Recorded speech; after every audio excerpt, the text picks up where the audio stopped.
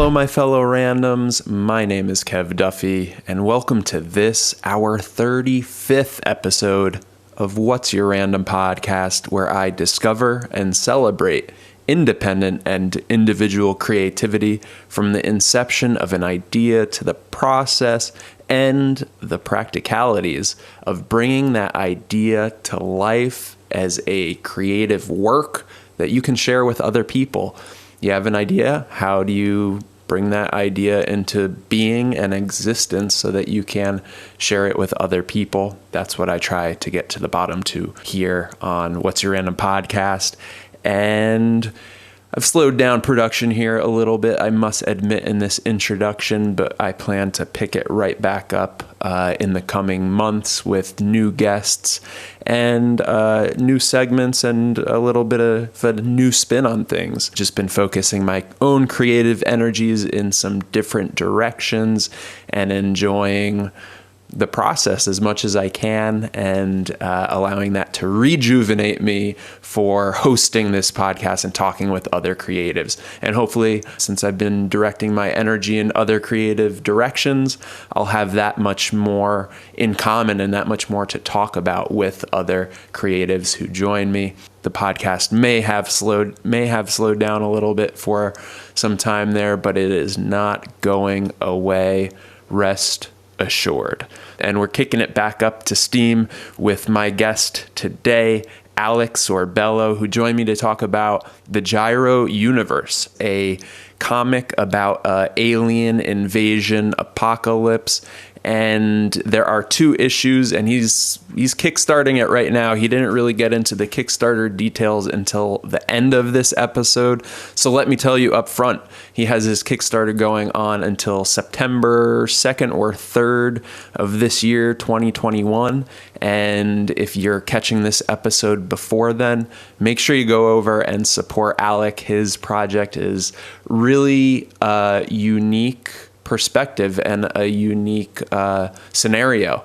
And we get into some of the specifics of the alien invasion that make it so original. And what we don't get into, and I want to get into a little bit since we didn't talk about it in the interview itself and in the discussion itself, is some of my impressions from the comic. And I was lucky enough to read the first 2 issues, which are being kickstarted now. And I really enjoyed the themes, and I also enjoyed the perspective. After the interview, I told Alec that I feel like when I was reading it, that it's from the perspective of a video game. You're kind of playing as a character, not really first person, not really third person, but somehow second person, somewhere in the middle, that you feel a very unique level of immersion. And I think that is testimony to Alec's writing and also the art that brings his story to life. So do go check out his Kickstarter and, pause this. I say it all the time. Pause this episode with every intention of coming back. Check out the Kickstarter, then come back and join Alec and I for a long and fun and meandering and worthwhile and fruitful discussion on comic creation, creativity, motivation, and all of the fun things in between. So without further ado, my conversation with Alec Sorbello. Enjoy the rant. Well, welcome to the podcast. We could start right there. Alec Sorbello. Am I saying your name right? Yeah, you did. Good. It's always my challenge to guess pronunciation. I always assume I'm saying it right, but it's also good to confirm right up front. So there's some tricky names out there. There are, yeah. And the double L could have been like a Spanish y sound, right? Sure. Sorbello? Yeah, it's like Italian, but it could have been. It's close. Yeah. I figured it was Italian for some reason. I grew up in an Italian community and it rang a bell. Yeah. Rang a bell. Well, welcome. And Alec is here to talk about the Gyro Universe, his comic, which he writes and letters and creates, which is, I think, 2 issues deep right now. Yeah, the second issue's on Kickstarter. I remastered it excuse me, I remastered the first one. I released it on Amazon originally, and that was like the first thing I ever wrote or did. So I knew once I got into the second one that I could make the first one better. So I took advantage of it. Like, why not? So I remastered the first one for the Kickstarter, and the second one is on Kickstarter now too. Awesome, awesome. And what does remastering entail? So there's a few pages that I wanted to update to just make it a little bit more immersive. There's like just like adding a page. I changed a few pages that I just wasn't like in love with. I resized it down to actual comic book size. So it was 8.5 by 11. And now it's like 6.625 by 10.25. So it's like actual booklet size. And I relettered it too because I mean, for a thousandth time, I lettered it so many times when I first did it because I didn't know what I was doing, and then I relettered it for the remastered one too because I shrank the pages, so I need to work some things out, and it also just reads better now because I got a way more of a feel for the lettering about it, and like some pages you would read the wrong bubble first, and I wanted to get ahead of that and just like fix it because I could. Yeah, yeah. And I have a couple of questions, and I think the layout of your comic is interesting, and maybe kind of looking forward to a future question. I'm interested how you write and to what depth you write to guide your artists. But before we jump into that, if you want to introduce the story and the universe you're building, so some people have context about the story that we're going to be discussing. For sure. Thank you. Yeah, so the Gyro Universe is a multi-narrative invasion story, and it's told through the lens of like a grand cosmic plot. So there's these beings in the universe who have this ability or knowledge called Embodium, and it gives them the ability to like see different moments in space time. Like really boiling it down here, and from that, their one relative is teaching a newer relative and a relative is someone who has a body. Just to clear up that again, one is teaching the other how to use their gift, and by doing that, they're telling the story of the invasion of Earth, and one of the main characters in the story has Embodium too. So that's how it kind of connects all these different worlds and narratives that I want to all put into one. So again, that's like a long-winded way of explaining how the story is told, but the story itself is an alien invasion story. Now we're gonna see like a family on Earth. We'll see the soldiers sent from a different planet on Earth and what their new life is like. And then eventually, in the third issue, it's really gonna dive into it. We're gonna get a political thriller on like an alien house of cards on like the moon colonies where all these aliens are from. Oh, exciting. Yeah. Yeah, and in Yeah. the first two issues you do get immersed in the kind of household of some humans who have stowed away and are trying to figure out the lay of the land as the situation of the invasion evolves, as well as from the perspective of some of the aliens who are invading. And I don't want to give away too much for people who haven't read it, but if you want to elaborate on the circumstances of the aliens within their own society, because I think that's really it's up to you if you want to spoil it, No, but for it's a sure. I'm really glad you interesting asked. perspective. Sorry to interrupt. Zoom's always No, tough. no, not at all. But yeah, I'm glad you asked.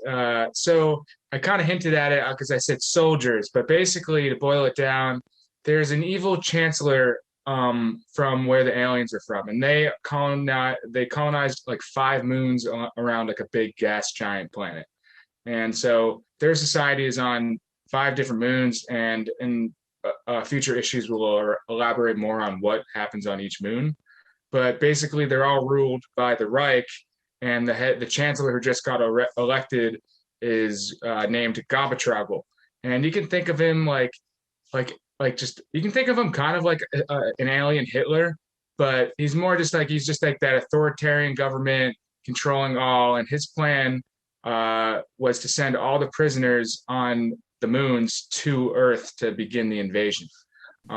So instead of sending actual like soldiers, they're sending uh, prisoners because they have a prison problem. There's just so many of them for various reasons. But they sent them all to Earth to help to begin the colonization. But the whole narrative in their society is that Gyro, which is Earth, is not inhabited planet. So it's kind of like a galactic Australia for the British Exactly. Empire. Exactly. Yeah, and I Yeah, thought that's that was particularly an interesting spin on having the invading force be prisoners in their own country, and this is like, hey, do what you will. You're being unimprisoned, you're being released, and take over this world, do what you will with it, and it puts those alien characters in an interesting position that as a reader you don't really know their intent, and there's a lot of room for character development and building and better understanding their motivations as kind of reluctantly freed and sent to a random planet prisoners. yeah. So that's what I was excited that I felt I was always wanted to tell an alien invasion story, but I didn't know how to get the aliens there because I wanted a good alien or a good one like now on Earth. I didn't want everyone to just be like evil and taking it over. And then I also the problem with I see with a lot of alien like that I didn't like about a lot of alien invasion stories is that like if aliens are actually invading, there's no shot. Like we don't have no humans have a shot at this an actual alien apocalypse because we just can't match their technology and everything. So it kind of adds a twist for like at least for now, the people on Earth have a chance because the aliens don't have any weapons or anything. So it's like there's a chance to survive. Whereas like I never like you think of any other alien apocalypse. I mean, there's a few stories out there like District 9 and stuff like that, which are cool. But I just think about like if aliens were actually coming, it's over. Like it's that's all she wrote. There's a lot of things that have come out in like basically the last year in terms of revelations about government's knowledge of an understanding or lack thereof of alien craft and things like that. So I think the story is pretty timely. Yeah. It was funny when I was before the first issue came out. I just remember thinking like, I need to get this out before actual aliens come. Like before we find out that there's actually aliens, and then my narrative is like destroyed because we know it's actually happening. So it's like I need to get it out fast. But yeah, it's crazy what's going on. Like whether it's aliens or not, those crafts are unbelievable. So Yeah, it's pretty whether it's nuts an what's going on. anomaly or, I mean, it certainly has stirred the imagination of not just people, but governments to be talking about creating space forces and stuff like that. Do you follow that Yeah, for sure. closely? And I guess, how deep is your interest in extraterrestrial affairs? Yeah, I don't follow it super closely, but to be honest, I don't follow anything super closely. I guess there's a handful of things. I definitely like to keep an eye on what's going on. I'm not one of those people who are just like trying to find out like the next thing in like what we don't know.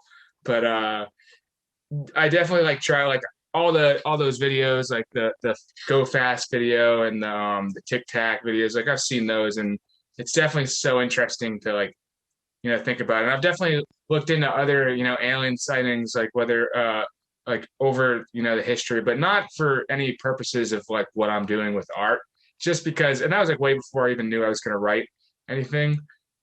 Just because like space is so interesting, and like aliens, like that's, that's just a nuts concept. So, it's just something fun to look into, not for any other reason.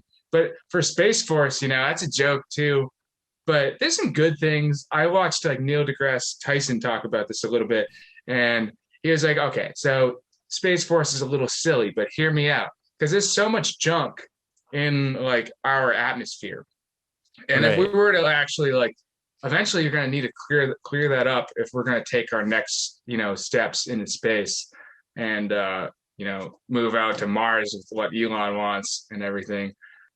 There'll like a space force, like think about like the Navy and all the good stuff they do to like help clean up communities and stuff, or like you could do that with the junk in space if they figure out how to do it. So there's hopes for Space Force to be some cool things someday.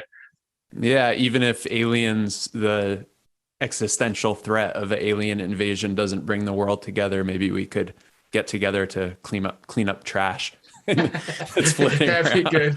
the debris in I guess we space. should probably try to do that on Earth before we get to the like atmosphere, you know? Yeah, But and have some agreement about how to handle a global pandemic.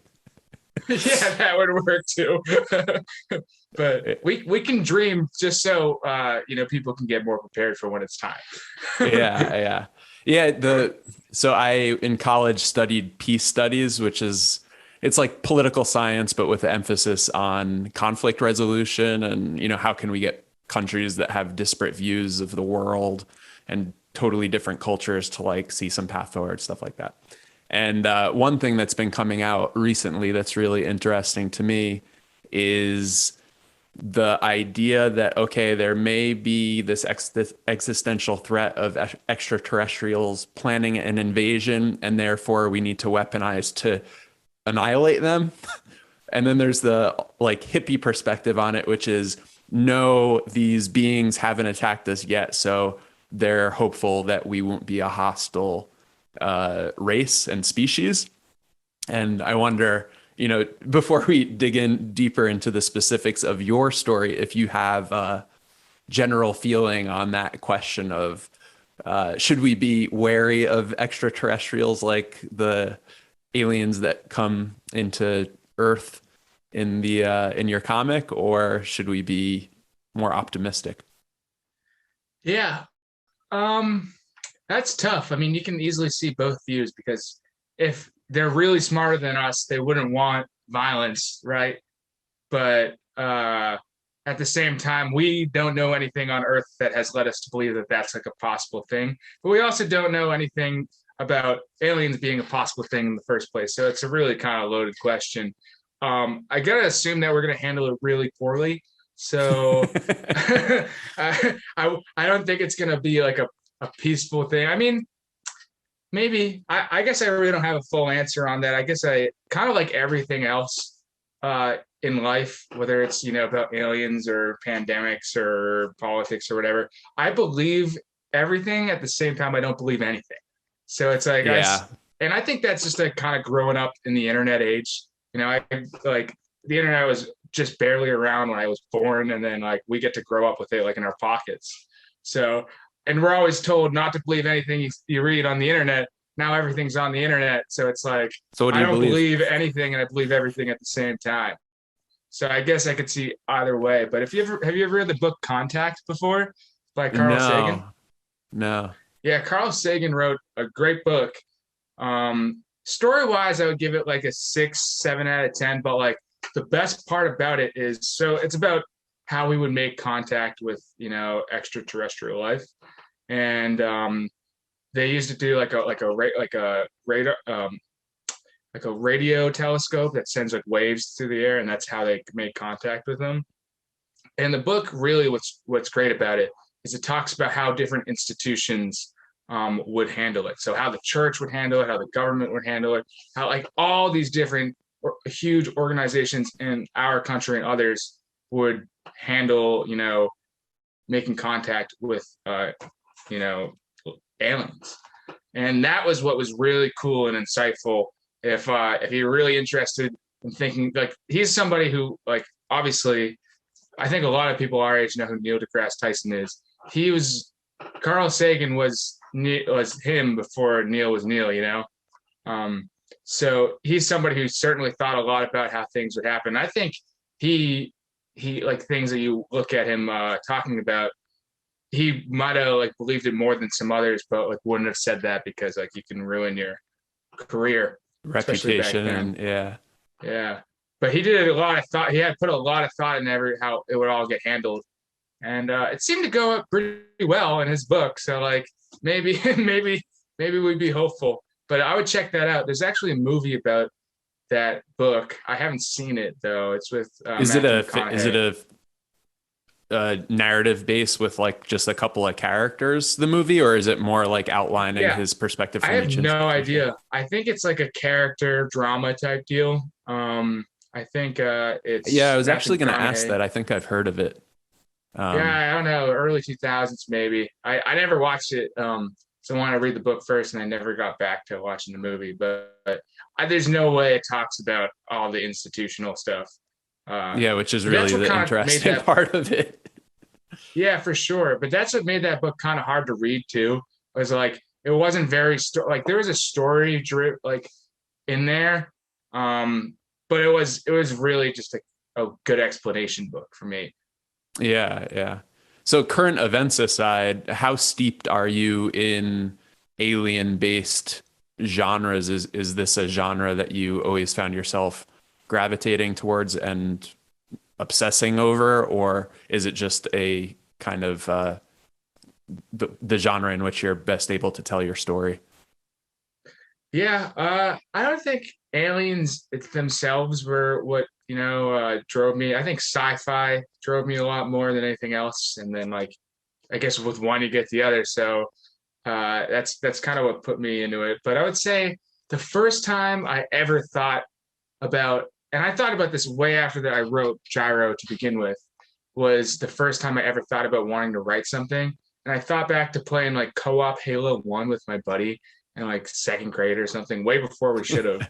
Um, and we were playing that game, and I'll be like, we need to make, because he was always good at drawing, and I was always like out of the box. So I was like, we should make a game like this one day, because I just remember having the best time of my life playing Halo 1, like thinking it looked like better than anything else I'd ever seen in my life, but going back, it totally didn't. And Well, at that time, maybe. oh yeah, it was amazing, dude. I still think about Halo 1 like back, like just playing it like as a kid, like co-op with your buddy right next to. So that was like my first like alien exposure, I would say. Maybe Star Wars 2 was an alien exposure because that's certainly a big influence of mine too. Um, but I guess Halo got me into it. But I wouldn't say I'm like too big into aliens. Now I always try to support alien Kickstarters. If I see an alien Kickstarter, I want to help them out because we're all telling some fun stories. So I get exposed that way. Um, and then I try to like apocalypse things and alien things. I'll try to keep an eye on just because I like to see what other people are doing too. Um, like I like to see how other people tell stories. So, but not for any alien reasons. Yeah, and I think the possibilities are kind of like space itself, kind of endless, right? The Yeah, perspectives for you could sure. take, the fact that you have these aliens who are invading are actually prisoners, I think is like puts a very unique spin on it that gives you a lot of options, as you develop into the next issues. But if it Thank wasn't you. space, then I guess, what were your motivations and inspirations and kind of the point at which you were like, all right, I'm going to write this story that takes place with an alien invasion? Yeah, I think moving forward, like I'm committed for Gyro for six issues, no matter what. Even if I can't help get funding with Kickstarter, I'm just deep at this point, and I want to like I know if I do six, it's going to be great, and then I know I can get it published from there. But I want six done before I even try. Um, so moving forward, I think even outside Gyro, I'm gonna stick with the space, and maybe not aliens, but something like spacey or philosophical in like some sort of fantasy way. Uh, Only because I think like if I want to make it as like a good author, I need to have like a base of types of like fiction that I want to write about. Like I'm definitely never gonna write any nonfiction stuff. Um, but because I just don't want to be held accountable. I like making things up, no research. Like you can do research, but your research is like fun stuff, like for me at least. Um, but Yeah, I've been so working on a World War II period piece, and I kind of set my expectations that I'm only going to research the superficial stuff that I need confirmation on. Oh my God, the yeah, rabbit it's holes that too I had deep. to go on, you It's wouldn't too deep. believe. Especially like with World War II, there's so much like that you only hear about, like then you don't know the rest. Like nobody knows anything about like the wars that went on in Manchuria between like Japan and China for so long, and like how that That led. predated, yeah, that Yeah, predated the predated. Yeah, European theater. and like they wanted the U.S.'s help then, and we didn't give it to them because we weren't getting into the war until the Japanese bombed us, and then we went to war only with like Europe, and still said not helping China, and how that led to problems in Korea and in now. And it's like nobody knows any of that let alone like what actually was going on with like Stalin and Hitler and stuff. You probably know this. Who lost the most people in World War II? Which country? I would guess the Soviets. Yeah, by like Yeah. 50 million or something stupid. Yeah. And They a were lot of it was just like throwing to protect from the Germans crossing any deeper, just like marching lines of suicide squads at the yeah, German soldiers until they wore them out essentially and the winter came. I mean, winter yeah, is coming. That's a narrative that was stolen from the Russian part of for World War sure, II, the for sure. invasion of Hitler into Russia. Yeah, I mean it's crazy how much the Stalinist Russia or the Soviet Union like went into like so much inspiration into like different dystopian books that like came out afterwards, like 1984, like the number one book too, like on how like that was based off of Soviet Russia. You can just tell like by reading it, but I think if you fact check me, that's true too. Yeah, Um, it's also what's interesting is like how fluid the alliances are. I mean, yeah, I mean the Russia was an Soviets. ally, Yeah, that was crazy. That was reluctant like ally, maybe. as close as it could be. Like for then, it was. Because Hitler, that was like the biggest mistake of the war for Hitler. Like they could have won if they didn't attack Russia, but Russia lost so many people because I think they were trying to invade Finland, and also like they sent so many people to gulags and stuff in Siberia. So it's nuts. Yeah, I go deep on World War II. I so fascinated by the world wars, and I draw a lot Have of you watched inspiration from Netflix. on Netflix? There's the greatest events of World War II, or the most impactful. I don't want to call horrific Yeah, yeah. war I get battles what you're saying. I get what amazing you're events, but saying. it's something like the most amazing battles of World War II in color. Um, Yeah, I've seen all of it. I've seen all the World War II stuff. I want to read some books, but just time. Like it's yeah, yeah. so time consuming. I also watched like when I was got into podcasts when I was working, and then I quickly moved from that to like history documentaries. And I like there's this channel I think called like history. I'll remember it in a second. And I think the channel is called Timeline, and then there's like a subgenre of like history um, uh, videos, and they're like an hour to an hour and a half long documentaries, and some of them are like specific, like the Marines who invaded Hiroshima, and some or battles in like the Roman times, and some of them are more broad. But I watched from like ancient Greece documentaries all the way up until World War II, and then like I stopped at like Vietnam or something because I just like ran out. I stopped doing. I was like, I need to like focus on my job. Like I'm really just like watching history or documentaries over quarantine instead of doing what I need to do. But I went all the way up through the Renaissance and all of it because I that stuff Yeah. always fascinated me. I wanted to go to school for English or history, but I wanted a job too. So I ended up not doing that. And I went to school for now I'm an accountant who just like spends all of his free time writing stuff. Like so There's, I would say 90, if not 100% of the people who I've spoken to on this podcast are similar positions. You know, you want to live a good life, but you also want to live a creative life. And it's hard to, you got to find a way to have those two coalesce and combine and feed off of one another. to the people who are able to do it, it really amazes me. Because it's like for me, like I know how fortunate I was to have my job, especially with the pandemic. But at the Right. same time, like it just no, it doesn't do anything for me other than like helps me like live to work the next day. And it's hard to like want to deal with a job that you don't care about to plan for a future that you know nothing about. So it's like such a con, especially when you find something like as soon as I started like finding out how much I love to write and how much I want to continue the series, like then you're just like, why the fuck am I doing anything else? Excuse my language, but it's like No, it it's makes it okay. so much harder. And then you go back to work and you're in a meeting And they're like, at really high level, I want to go over this topic. And what we're going to do is we're just going to lean in and together with teamwork and everything else, we're going to make it all great. And it's like, I want to throw up now. I really do. I really want to throw up. And I feel comfortable saying this because I don't think anybody from my work is going to see this, but I think they'd understand anyway. That was probably one of my most favorite segments in this show ever, because I think you voiced the feelings of myself and everybody who's been on up to this point. Thank you. I'll post a monologue after this for more rants. But it is, I mean, like work to live or live to work, and also, separating yourself personally from your job, but still being involved in your job enough that you can excel and be the person in those meetings that actually,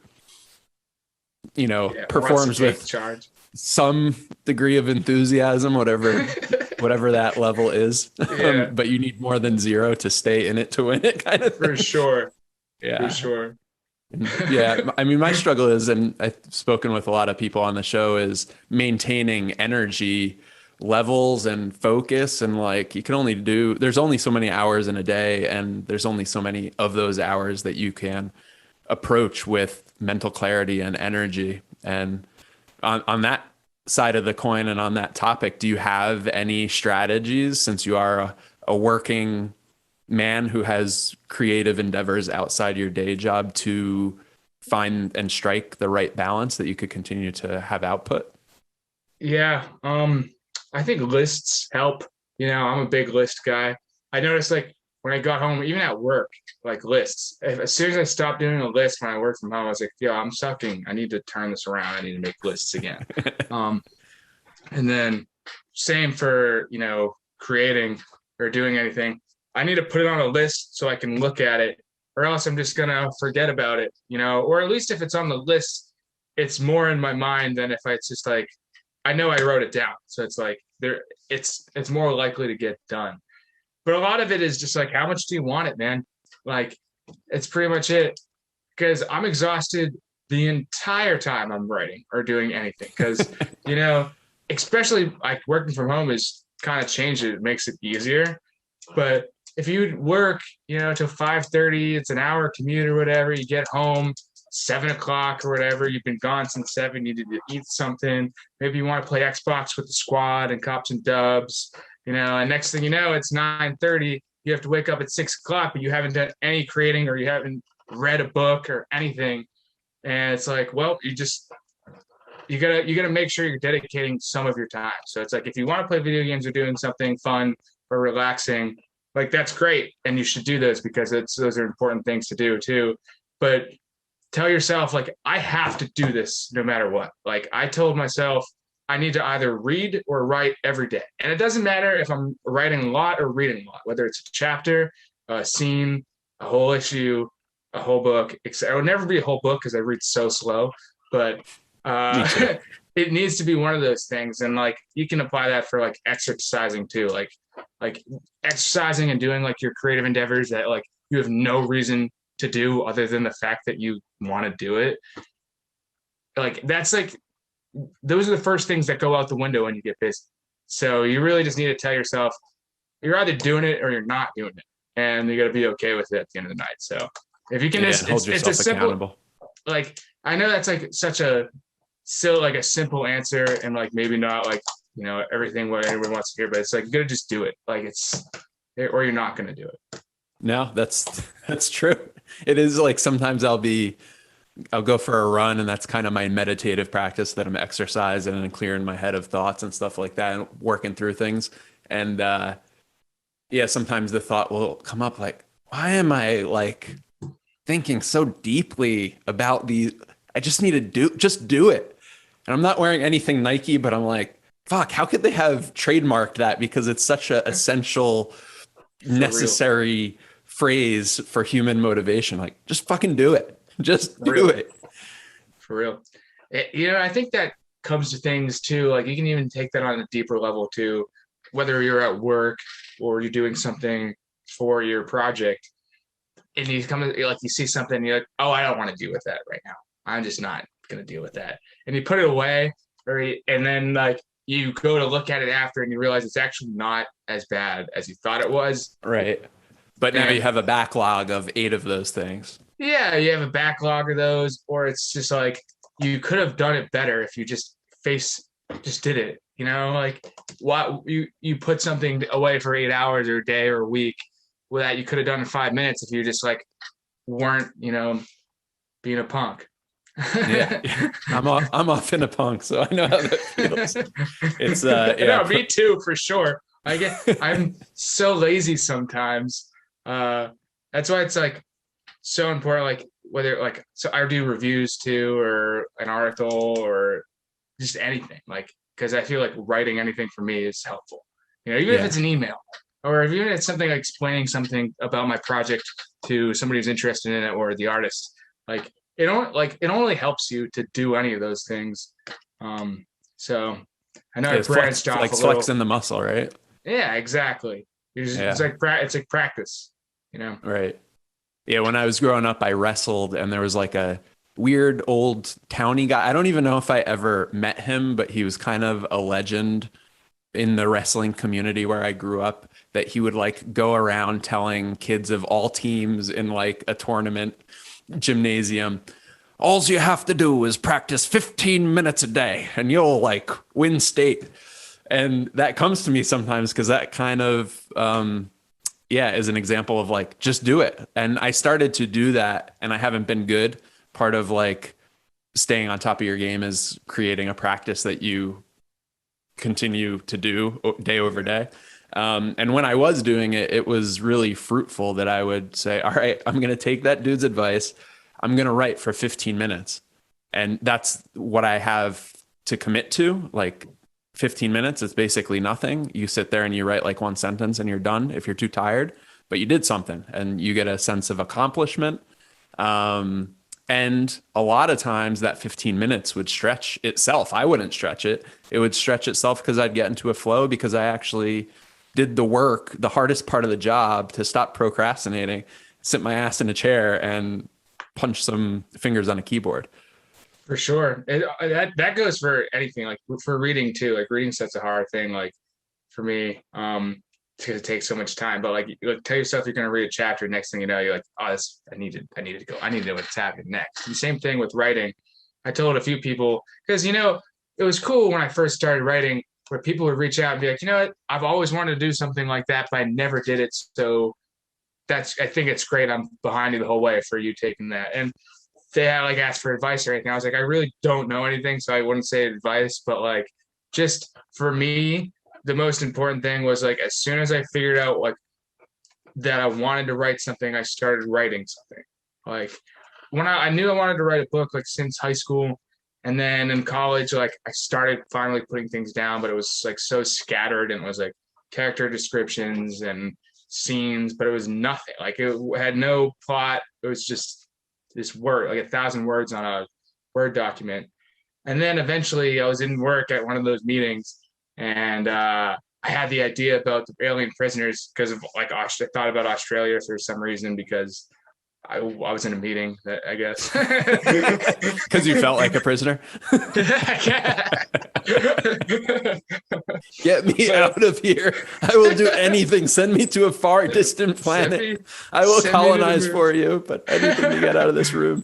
And that night, I was really after that meeting, I wrote that down. I wrote down like prisoners, alien prisoners. And then I started writing something in like my like notebook at work because I was like so excited about it. And that night I started writing more. And that was like the biggest thing for me too. It was just to just do it, like to get the first words down, and then like you start smiling about it because you're like, oh, I could do this with this too. And it was that's what I tell everybody. Just gotta if you want to write something, you gotta like as soon as you figure it out, just put it down on paper and you'll eventually branch out. I mean, even from the first time I typed something, it was like 2 years, 3 years, maybe more. It's probably like 3 or 4 years actually until I so wrote the Gyro Universe, the first issue came out 2018 or? No, it came out January of this year. Oh, okay. Oh, that's because I saw you had the trademark or the Copyright. Yeah. copyright on there from Yeah. that long ago. So I guess you got that business side of things taken care of ahead of time. Well, it was a part of like not knowing what I was doing too. Like they tell you that if you just put like that signia on your book and you publish it, like then it's your work. But like I guess that's technically not true. Like I heard there's some, yeah, I'm of yeah, a similar understanding that it's helpful, but not necessarily a rule of law, black and white. yeah, like that's like what the law is. But like technically, like there's there's been cases that have gone past that, you know. So I got one, but I got it before like the art was done. So I felt comfortable that like at least I have my, you know, the aliens that are invading are from a tyrannical chancellor and they're prisoners and stuff like that. So like it made me feel good about like, hey, that's protected. Although I don't know how necessary it was for me to actually get it, especially like in this stage of the game. Um, but I don't know. It I didn't is, know any it is, better.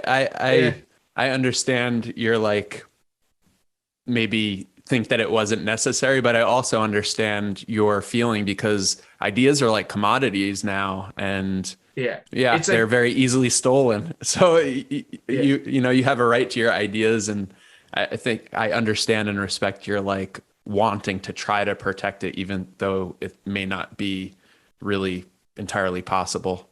for sure. Especially in the early stages of the game, you get your sweet idea and you like know in your mind it's so big and you're so excited about it. It's a treasure to you. It Yeah, yeah. is it is it's everything, you know? And then like not that it isn't now. I just have like I'm deeper into it now.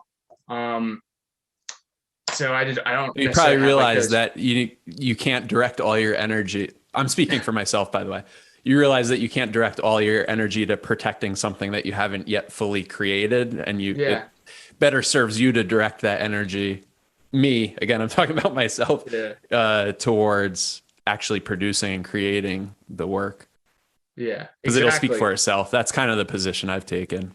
No, I mean you're not wrong at all, for sure. I mean, I'm sure everybody tweaks that to their own way a little bit, but definitely like there's more important things for you at different stages to focus on, you know. So you'll know when you're at those stages what you need to focus on. And right now for me, it's just like, you know, figuring out this Kickstarter thing, figuring out, you know, how do I make my story, you know, like give it a solid foundation to build off of it for as long as I want, you know, or and also making sure that what I'm putting my characters through now is and everything else that goes with it isn't putting me in a box that I can't write myself out of too. So those are the important things that you know I'm focusing on, and I got that issue out of the way. I do feel a lot more comfortable about it, but whether it was worth it or not, I don't really worry about it. It's just something you just get to the next step in your creating phase or your career. You know, it's all gonna like your story. You know, it's all builds off each other. So Right. can't worry about the past too much. Yeah, yeah. So how far you talked about, making sure at this stage that you don't write yourself into a corner and putting yourself in a position that is harder than it seems a lot of times, especially when you have so many elements coming into building this story, so many themes, so many different characters, so many different perspectives, the aliens, the humans, and every subset of those two groups. Um, so how far out do you plan? How deep are you? Do you have concepts for what's going to occur in issue 4, 5, and 6? And if you do continue to go, where it would go from there? And how do you structure it so you don't write yourself into a corner? Yeah, that's a great question. So I know how it all ends, like for the most part, like, and I outlines are big for me. I know some writers just kind of like write a bunch of stuff and then figure out their outline afterwards. For me, like I outline issues, so I'll give them a title or something. So like then the first set, I'm for the first 6 issues, because I'm gonna do those no matter what. They're gonna be done in sets. So like 1 and 2 is set, 2, 3 is set, 3, 4, or 1 and 2 is a set, 3, 4 is a set, 5, 6 is a set, and each one is going to be with a different artist or a different main artist with the one artist in common with all 6 books, which is my friend Emma, and she does like those grand cosmic plot pages. And she'll be like a artist exoskeleton for the series. Cool. Because it's kind of like it's a different story to tell the story. So I want her to be the same throughout. But I guess I went really off here, but to answer your question, I outlined them all. And so for the first set, like On the Frontier of the Alien Apocalypse is how I outlined it. And then the second set is A Tale Between Worlds. I haven't, named the next set, or maybe I have and I just forgot. But from there on, I outlined 2 issues at a time on a theme. And I know, and then under the theme, I'll write what I want to happen in those issues. And some of them are way more rough than others, but I know the main things that need to happen for the story to eventually come to an end. And I know when I want different characters, what I want to happen with different characters and stuff. So the long-winded answer is I outline it so I can just add little bits and pieces into it. I have through 4 completely written, and 5 and 6 are outlined to the point where it's like from that bigger outline where I have like what I want to happen in each set as I continue. I have like outlines of the scenes. So the way I write is, you write a little bit. So have you ever used Scrivener before? No, but I've heard of it. Get Scrivener. It was the best thing I did to write, because then, and I think there's a way to do this on Word, but I'm not sure. And Scrivener's like $40, so it's definitely worth it. You can like outline chapters. So it's like you have the book and then you can like write the chapter name or scene 1 or it's whatever you want to do. And then you just click into it. That way you don't have to scroll through 70 pages to go back to what you wrote in the previous scene. So it makes it a lot easier. And so when I start writing issues now, from that initial outline of what I want it to be, like let's take A Tale Between Worlds for 3 and 4. I'll be like scene 1, like Lombardian page, which is like the grand cosmic plot stuff. And then scene 2, like Gabatrago's office, or scene 3, family is driving somewhere, scene 6. And like, then from there, I'll go into each one of those scenes and I'll write the scene. But I know like those bullet points, like those big like I tell you, like I heard somebody say this about like acting or something. It was some famous dude. I can't remember who I heard say it, but they said, "What's your action?" And that's such a simple thing, but you need to boil it down to that. So it's like, what do I want to happen in this scene? Right.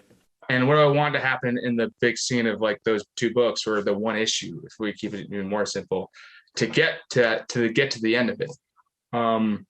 So doing the outlines from there is good. And then I can go back too, where it's like, okay, sweet, I outlined the book. I don't really feel like writing anything tonight, or like I don't exactly know where to go. So maybe I do 2 scenes, and the next scene is like, we'll say like Gabatrago in his office again. And then I can think about it, right? Then I'll go away and I like know the title of it. And so now when I'm on my walks or I'm working out or doing anything, now it's brewing and I can go back to it. So when I'm ready for it, I can write it, even though technically I know what's going to happen in the scene. So now I can just tweak it in my head as I go. And that way I'll be ready when I go back to it. Yeah, I do a similar. So I set up my Google Docs. It's not as intuitive and not as pretty, I think, as Scrivener, but you can have it so that there is a outline on the side of the page so that you could click through. And I've been setting my doc up that way. And pretty similarly, like, I know if the comic is 23 pages, and I know what happens on page 1, and I know what happens on right in the middle of the comic on page 13, and then the last page 26, I could start with just those 3 key points and then fill in, what should happen between the middle and the end. Oh, there's 2 key points, 2 ideas I had. Let me throw those in there and see how I can space them out so that they both get the right amount of attention. Maybe one needs 3 or 4 pages, maybe one needs just 1 page. And Yeah, it's so much easier to plan and visualize structure a it. story when you're Yeah. working from the perspective of bullet points or just actions like that. Yeah, that's exactly the same idea. And then even after that, you might write something and be like, actually, this should be scene three. This should happen before this scene after you write it full. And that's something that's easier to be able to switch around if you like do those bullet points or have like Scrivener or something like that. Yeah, Um, yeah. And even planning for like page turns, I became way more cognizant of, oh, yeah, I could I could space this out a little bit and then the impact of a page turn will be that much more profound or impactful. yeah, that's a huge thing. I mean, I plan that as so. Let's say I'm writing a scene. I'll write the scene all the way through. Sometimes I would write like page and panels at a time. But what I've kind of grown into doing is I'll just unless I really know like something specific about like the setting of where the scene's taking place, a lot of times and like maybe like a specific action of like a character I'll write too. But I'll just go like, you know, I'll just use it like Bruce says this, Kate says this, John says this. And like I'll just make that I'll have that conversation go. And then after I finish it, I'll go back and as I'm cleaning up all my like spelling mistakes and just like things to fix for story flow reasons, then I'll add in the page in the panels just so I Mm. can space it out. And then from there you have to really think uh big scheme. Like I try to have each one of my scenes be even pages. I like doing it that way, where rather than like having two different types of scenes like on like one page and then this scene ends and it's here. That's not to say that doesn't happen in my comics because I think it does a handful of times, just a few. But I do like trying to have it keep scenes together. I just personally like the way the flow that works that way, and I think it's easier for the artist, especially like I don't want to change scenes in the middle of the page, like in the middle of the page. It's a little Like jarring. It's a little more, there's a yeah, and break you can point on a page turn that is like helpful to everybody knows suspense. that Yeah, the scene may change a little less abruptly. yeah, and you can definitely make it tasteful to do it on one page if the right actions are happening in the story for sure. I try to do one in scene two where it's like I trade between like an alien's perspective and the people's perspective, and then it's like the people's perspective, and it's the same panel. It's on one, so it's not like don't do that. But I do try to stay away from it just because I think the story flows better when it's all like a scene at a time. Yeah. And how much direction and how much detail are you writing into the story to guide the artist? And then during the storyboarding and building out of the artwork, are you guiding that process or are you more hands off? I go both ways. I'll use Thomas and Emma as an example because they're the two artists that I worked with for set one. Set two, I'm working with a different artist, and we're still like in the beginning stages. So for him, it's like more than he needs. It's like I'm just Yeah. going to give you everything. If you don't want it, I guess you don't have to have it, but you're going to get everything I got. Um, for Thomas, again, when I first started working with him, and Emma was like a late addition, like a month before it came out, I decided that I had these narrator boxes and I was like, who's saying this? Like, so I needed to figure out who's saying it. And that's where the relatives came in. I came up with that like 10 days beforehand. And I knew Emma could hook it up with a sweet page because I went to school with her and we were friends in art class and stuff. So she was the first person I reached out to. And that drawing she did in the back of issue one, I actually drew in college like years ago for the first Alien book I wanted to write, but it just didn't work out because it didn't make any sense. And I was like, oh, you know what? I'm going to add it back in. We're bringing it back, recycle. And so that's how I got to work with her. So for those first pages, there's minimal direction. Like I told her, like, hey, I need a fire around these words, or et cetera, or like I need you to draw this type of being. Um, but I let her go with it for the most part after that. And then for Thomas, again, I gave him so much at first. Like I made PowerPoints, dude. Like, all right, this is the type of stuff I'm into. I was nuts. I don't know what I did not need to do all that stuff, but I made PowerPoints of like, okay, scene one, these are like, especially because I wanted to tell him like characters that I wanted to base my characters off of. So it was just easier to give him like, or like the cars that I wanted in there or something like that. So I would give him pictures of the PowerPoints and maybe a little description. And that ended towards the end of issue 1 because as we got used to each other in the story. And then I give him like, and I didn't know a lot too of like how much information I should give him about like characters' emotions and stuff. But eventually it got to the point with Thomas by the end of like issue 2 where I'd be like, I give him the pages, and in the like I'll separate, for the most part, I always separate the dialogue by panels and page number. But the most important to me, because of page turns, is the page number. So it's like I know, and now I'm at the point where I know how much I can fit on a page. I didn't know that at first, and I actually thought, you know, the first I wrote like enough for a 2.5 issues, and I thought that was going to go in one issue. So like, I thought you were going to say anything. I thought that would go on one page. It might as well have thought that. It seems like, but so I'll give them. I'll separate the panels and the dialogue, but then I tell them, and I'll be like, in the script, I have descriptions of what I want to see and what I want the characters to do. So I'm pretty in depth on that front. But for the most part, I tell them, I don't care about the panels. If you think you can make all these actions happen and the dialogue with the lettering is going to fit well, do it however you want. Like, because I don't want to put you in a box and like you just do something panel by panel because that's how I thought of it in my head. Because that's not a perfect world, and like I'm not an artist, so at the end of the day, like, I mean, I doodle, but like I'm not a comic artist, so at the end of the day, like, I don't really know what's possible with like pen and paper. They're way more qualified. The artists that I'm working with are way more qualified, and that's why I'm, paying them to do art for it. So I want them to do like their own style to reflect as best as they possibly can. And I also, with the way of what Lombodium is, it's kind of like about how different people see different things. So I like the fact that it gives him more room to do things certain ways. And then I like the fact that I'm able to work with another artist for that same reason. But that's really cool to tie in the story and some of the themes of perspective in the story to how you're interacting with other creators in creating it. Yeah, exactly. So like the second one is going to there'll be stuff about, or the second set, but the third and fourth issue is mainly going to take place on the moons of Vonnegut. And those are going to be so exciting.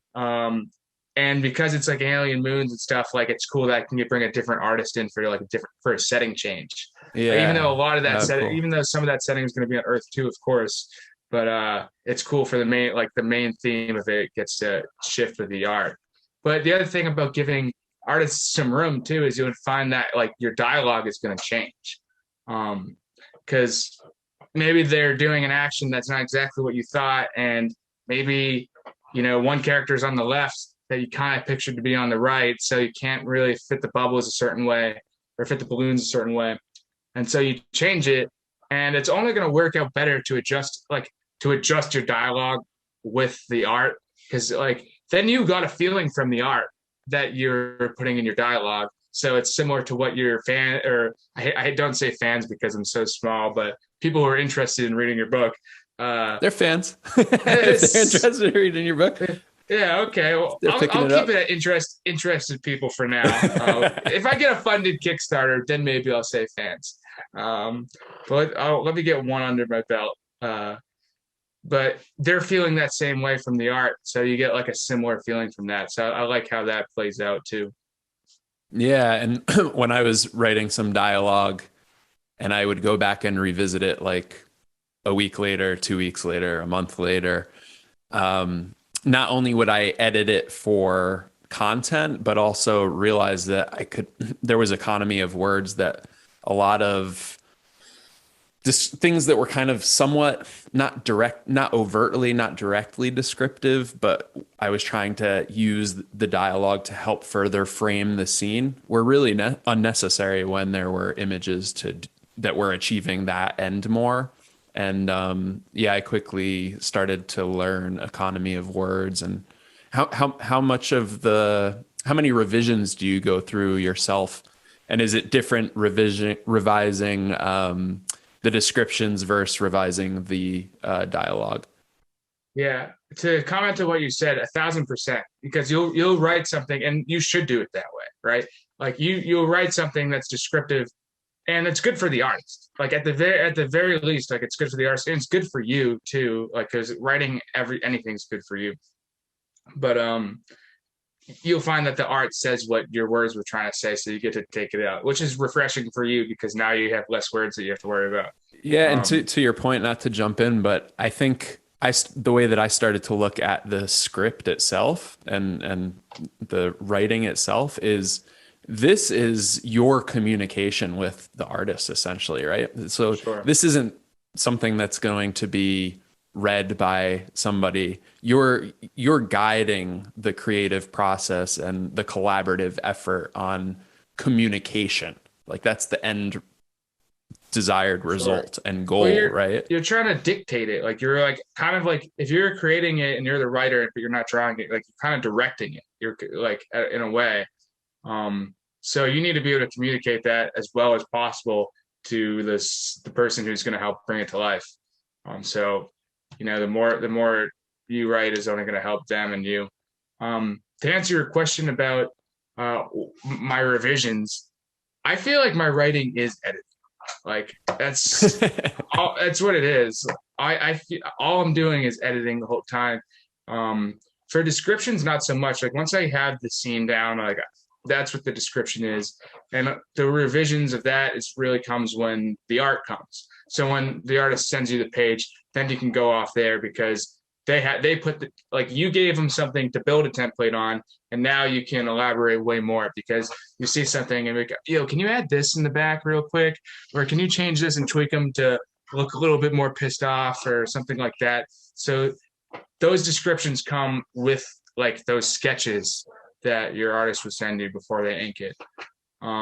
For dialogue, I can't tell you how many times I've edited this. I remember before I sent it to the artist, I must have edited it like 100 times.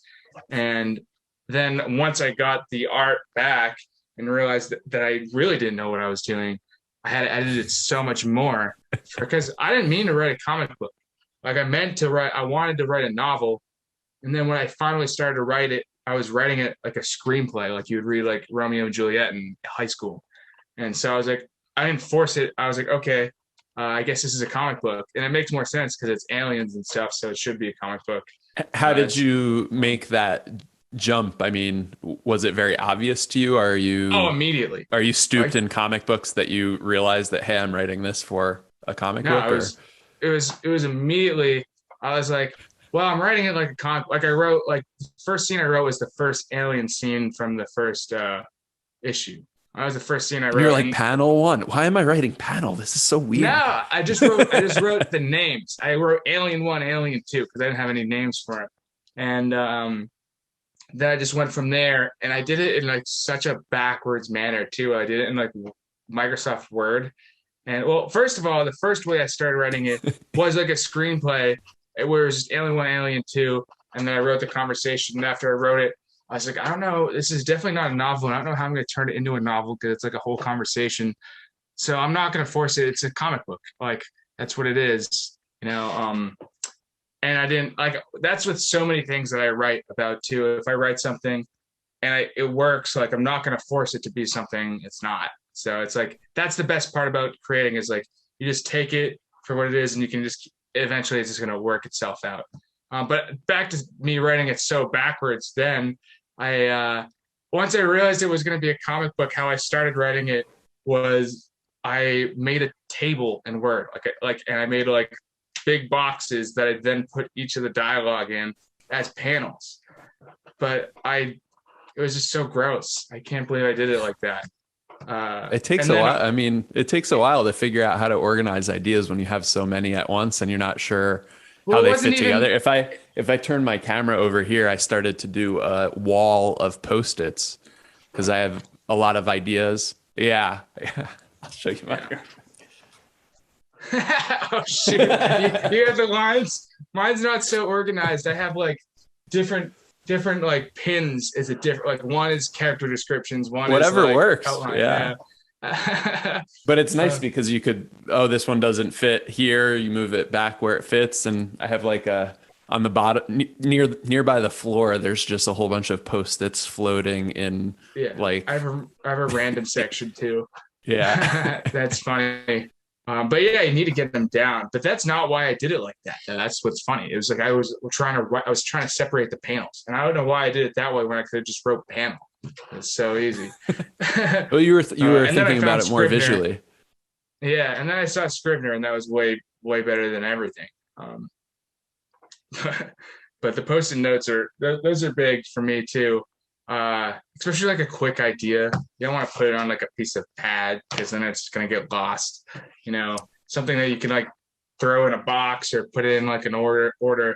And then like I'll find every now and then when I know I want to do like a big writing session, like if I say like this weekend I'm writing as much as I can about issue 3 or this scene or something, then I'll get all those notes and I'll go through them and I'll read them then, and then I'll just put them back. Like I'll pull out ones I think would work, and then I put them back afterwards. So I don't like keep an eye out on them all the time, but I keep them because they're I don't know.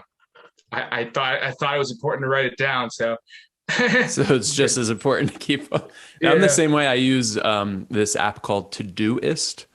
It's yeah. basically like a to-do list based app, but you can attach your to-do items to certain days or certain Oh, nice. organize them under certain like tiers, stuff like that. And Yeah. I don't use all of those features. I just use it as a dumping bin for ideas I'm afraid to lose. And 90% of what's in there is trash, but I'm glad Yeah, that of I course. have that tool to capture the 10% that's not. Exactly. Well, you need the 90% for the other 10. Like, it can't all be gold. Um, but my like you do just do that like when you're on the road or something, like if you're not around something to write down If I or wake up, if I'm like about to fall asleep and I get an idea that I oh, I think make it is worth worth grabbing my phone and typing into Todoist, I'll do it then. I'll do it when I'm on the road. I'll do it when for I'm at sure. work. I'll do it. Yeah, whenever Yeah. idea strikes me. I asked only because like I need the sticky note thing. If I do it on my phone, I'll be on Instagram in like 3 seconds and I'll just like never get it done. And I do I go transfer back and forth though, so sometimes I'll transfer those notes. Obviously, if they're to your the good computer. ones, they'll make it into a script or whatever I'm writing. Other times, I don't know exactly where they belong in the script yet, so they go to the post-it note board. So It's an you're evolving process. yeah, I got you. I would just never. It would definitely only hinder my ability to get work done. If it was on my phone, it's not going to work. So you're writing a comic book too? I am, yeah, Is yeah, it your first one? yes, yeah. You're So doing I've this and written. like a World War II thing too. It's What World War else? What's II. the third one? Huh? What's the third one you're doing? In terms of projects, podcast, Yeah, there's got to comic. be. There's I if you made got a those I two, there's another one, right? I made a movie about a decade ago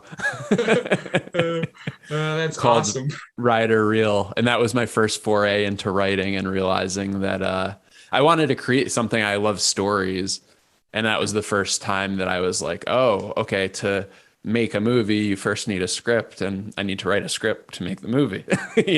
Order of operations, and yeah, I wanted to make the movie more than I think I wanted to write the script, but lo and Gotcha. behold, I You I, need I liked writing the script. That's awesome. That's awesome. Yeah, That's funny. I yeah. knew there was a third one. So what's the comic book about? If The you don't comic mind putting. book, I'm tied to secrecy a little Oof, bit, but okay. it takes place in World War II and involves Oh, giant nice. robots. I'm Oh, writing it in okay. collaboration with Okay. others. Awesome. That's sick. Yeah. Already into that. Like you heard how much I was into World War II a sec when we started this off. Uh, and obviously like robots or cyborgs or crazy stuff, whatever's going on, like that's gonna be fun. Uh, Yeah. How much of like what you themes, how many themes did you pull from World War II into like your comics? Because I mean, you reference right. Reich, and Yeah. there was Like another term guys, forgot I that was think I pretty just called specific. Gorbachov alien Hitler. Although he's not really, I don't think he has many like Hitler traits at all, but it's just like an easy way for people to kind of like, oh, he's like a big tyrant. Like that's kind Right. of just the easiest way to get that out there. But he is like there's like a Reich with authoritarian power and stuff. So I guess that does come a little bit from World War II. I think a lot on the moons, you'll see that there's probably more inspiration from Vietnam and Korea, I think, as far as like the way those Interesting. conflicts took place, because those conflicts are more similar to the conflicts that are going to take place on the moons. So not too much from that from like World War II, I would say. But I'm sure like all those because I get deep into it on like patent strategies and stuff like that. Like there's no way like it didn't affect me a little bit. So I'm always a little tweaked because of it. But maybe more of the Soviet Union type things get get put into my head about that stuff. Yeah, yeah. Hitler's Can just I like ask? Can I ask you directly? Because you mentioned that the first book or the first collection of issue one yeah, and step issue one. two have a certain theme, and then the third and fourth have a certain theme or topic that you're like exploring. So for you, for the first two issues, what was that, and where was the emphasis placed thematically, and what were you Yeah, that's another exploring? great question. So there, I mean, the whole theme is like the alien apocalypse told within like these like super like these universal beings. Those are like the two big spot like plotting points, I guess. But the theme, I guess, where I try to change it by set would really be the way the story's told. So like set one with issues one and two is kind of told like I try to tell it like it was like maybe like a dream type thing. And I was hoping the reader would be able to tell that by the way it fades in at the beginning of issue one, um, towards the way it fades in and out of the book, like literally in issue two, and how it fades back out. And how the reason why it fades back out is like the same way you faded back in the first place. Hmm. So I hope if that made a little bit of sense. But if not, I'm on Kickstarter and you can find out for yourself. The Gyro Universe on Instagram if you're interested. But so I try to tell like a dream in the first one. Um, the second one, I don't know if I want to give it or the second Yeah, set, no, the no, don't third give it issue. away if you don't want to. I mean, I I don't know guess, how big of a deal it is. Like, I guess it's really not a big of a deal because I've told like my friends or like people who are interested in reading it already who like, I know. So I've told them. I suppose I can tell anybody else who's stuck with us for 30 or an hour. They deserve to know too. Um, the third issue is going to be told like a book, so you're going to like read it like it's a book, and then it's going to fade into the scene. But it's all still going to have that like those pages, the book pages are going to be done by Emma, who does those Lombodian pages is what I call them, like the grand cosmic plot. And so and then the five and six, I'm definitely not giving away because those are going to be sweet. Like that's the way I'm telling five and six is a super like at least right now there's nothing. I tried looking in to see if a book was told that like a comic book was told that way, and maybe I'll tell you off. I'll definitely tell you like off air how I plan on doing it. But for three and four, it's going to be super cool because you'll see in like issues one and two how it's told like the book is what's telling the story in a way, and mm. now we're in the book, and so it's going to be a lot. It's going to be I'm excited to start that So it gets too. kind of, you're getting kind of meta. Yeah, for sure. And is it how the book is designed and like the layout is also more book format, or is it still a standard comic book bubbles and panel It's going to be flow? both. It's going to be Yeah. both. So there'll be like 8 pages that are definitely. It's going to like be like handwriting in a book, and like it's going to be like how the beginning of issue one and the beginning of issue two is kind of like a monologue of like what's going on. It's going to be similar to that, except instead of just having it be told through like a dreamy, trippy way, it's going to be like told like literally like we're reading it in a book in those pages. And then I guess the jury's still out if I want to tweak it a little bit more for the actual panel pages by the main artist. Um, but they're probably just going to be told like a comic book, and then those pages are going to be separate. Because that's how I did it in the first one. I suppose I'll probably tweak it a little bit, because you'll see in issue 2 for sure that orange like coming through the story, and the orange is like Mm. representing the fabric of how the story is being told. So you'll see it come out in like different scenes, especially when they get more intense, like how the orange will get more intense too. So maybe I'll do something like that with issues 3 and 4, where like you can tell that you're reading a book and make it look more meta during certain parts of it. But that's all going to happen like once you get those inks, or once you get those sketches back, and then you get the ideas to add it in. Like I never intended it for that orange to be the way it came out in issue 2, but the colorist made one of the pages like it had like an orange outline. And I was already using orange like for the narrator box. And I was like, you know what? That's freaking sweet. I'm gonna to use my corporate terms. I'm gonna lean in on this one, and and so I went really deep with the orange in it. And I hope a lot of people understand what I was going for, because I was so afraid when I was doing it, like that I was having like a beautiful mind thing, like I thinking I'm coming up with something incredible, but it's like really I'm going nuts. So I was like so scared that was actually happening, which I guess the jury's still out. We don't know. I'm glad that you leaned in on it though, because I think a lot of those things are just happenstance and coincidence that end up bleeding through unintended, just awesomeness that you could take hold of. You could choose to take hold of the horns of it, or let it pass you by. And I'm glad that you took the hold of the horns there. Thank you. I mean, it's the same idea as like when I made it a comic book. Like I made it like same thing. Like I'm not going to force it to be something it's not, and then it's like, or it came out differently than I expected, and then instead of changing it, like I just went with it. And so the color was just another example of like, oh, you know what, that orange, I like the way it looks there, and I want to do more of that. Yeah, and it could add a depth of things. layers to the story. And I mean, you have a story with multiple layers, with the relatives and the people who kind of have more connection to all things happening in the universe. And if you can tie that in, bring those layers in visually through different colors and other different tools, why not pull those out of the toolbox and use them? For sure. I mean, I feel like I was given that tool. Those tools are given to you. Yeah. You can't and don't let them go to waste, right? Absolutely. Yeah. So from a reader's perspective, as me, I got kind of a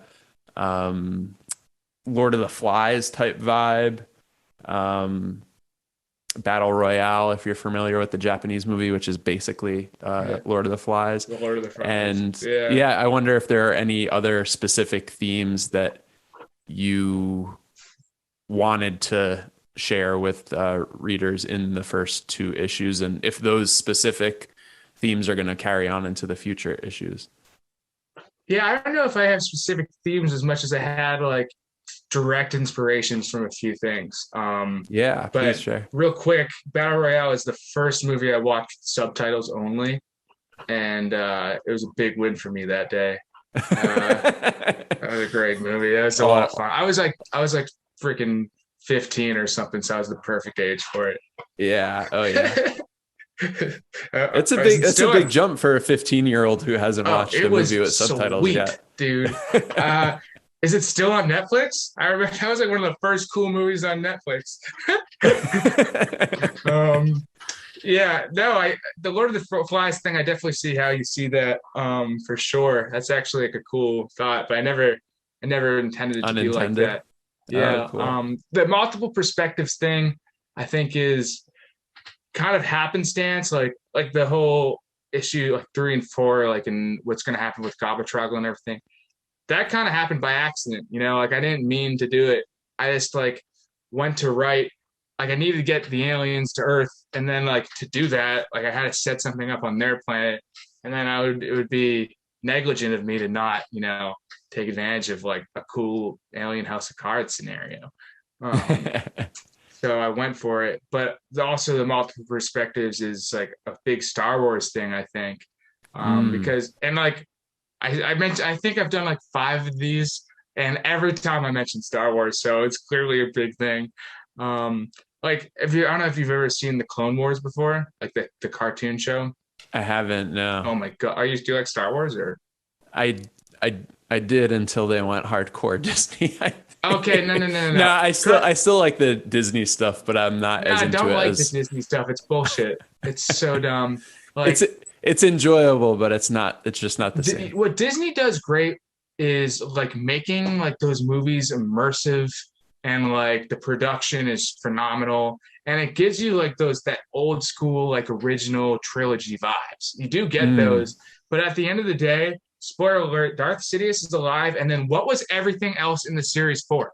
Like, was that did that just not like ruin everything? And like, are you telling me that like Rey is the chosen one or something now? Like, why was Anakin never like no? Like that's and Anakin was the chosen one because we know that. Like, so it's like I don't know why they did that. And the whole thing with like Luke cutting himself off from the Force, like Yoda knew that Anakin was going to be Darth Vader when he was like 8, but Luke couldn't tell that Rey was supposedly the chosen one when he was standing right in front of him.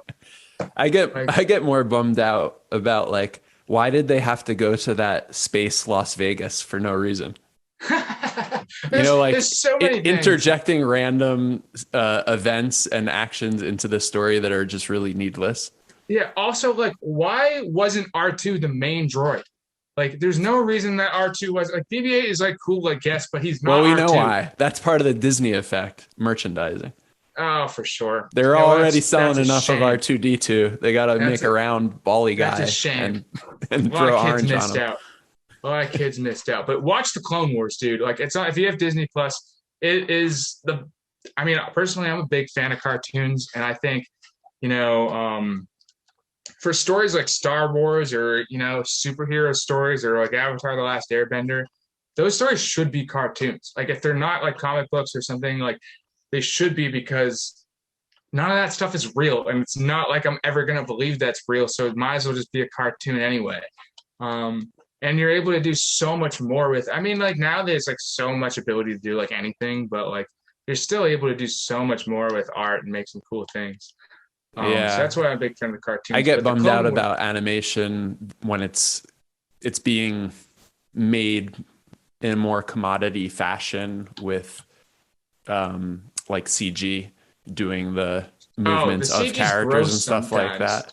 The CG So can be yeah, gross I think it's sometimes. just an old person thing that we're used to hand drawn animation, which has a certain aesthetic, and like good luck For if you could sure. ever see that something with that aesthetic that's newly produced.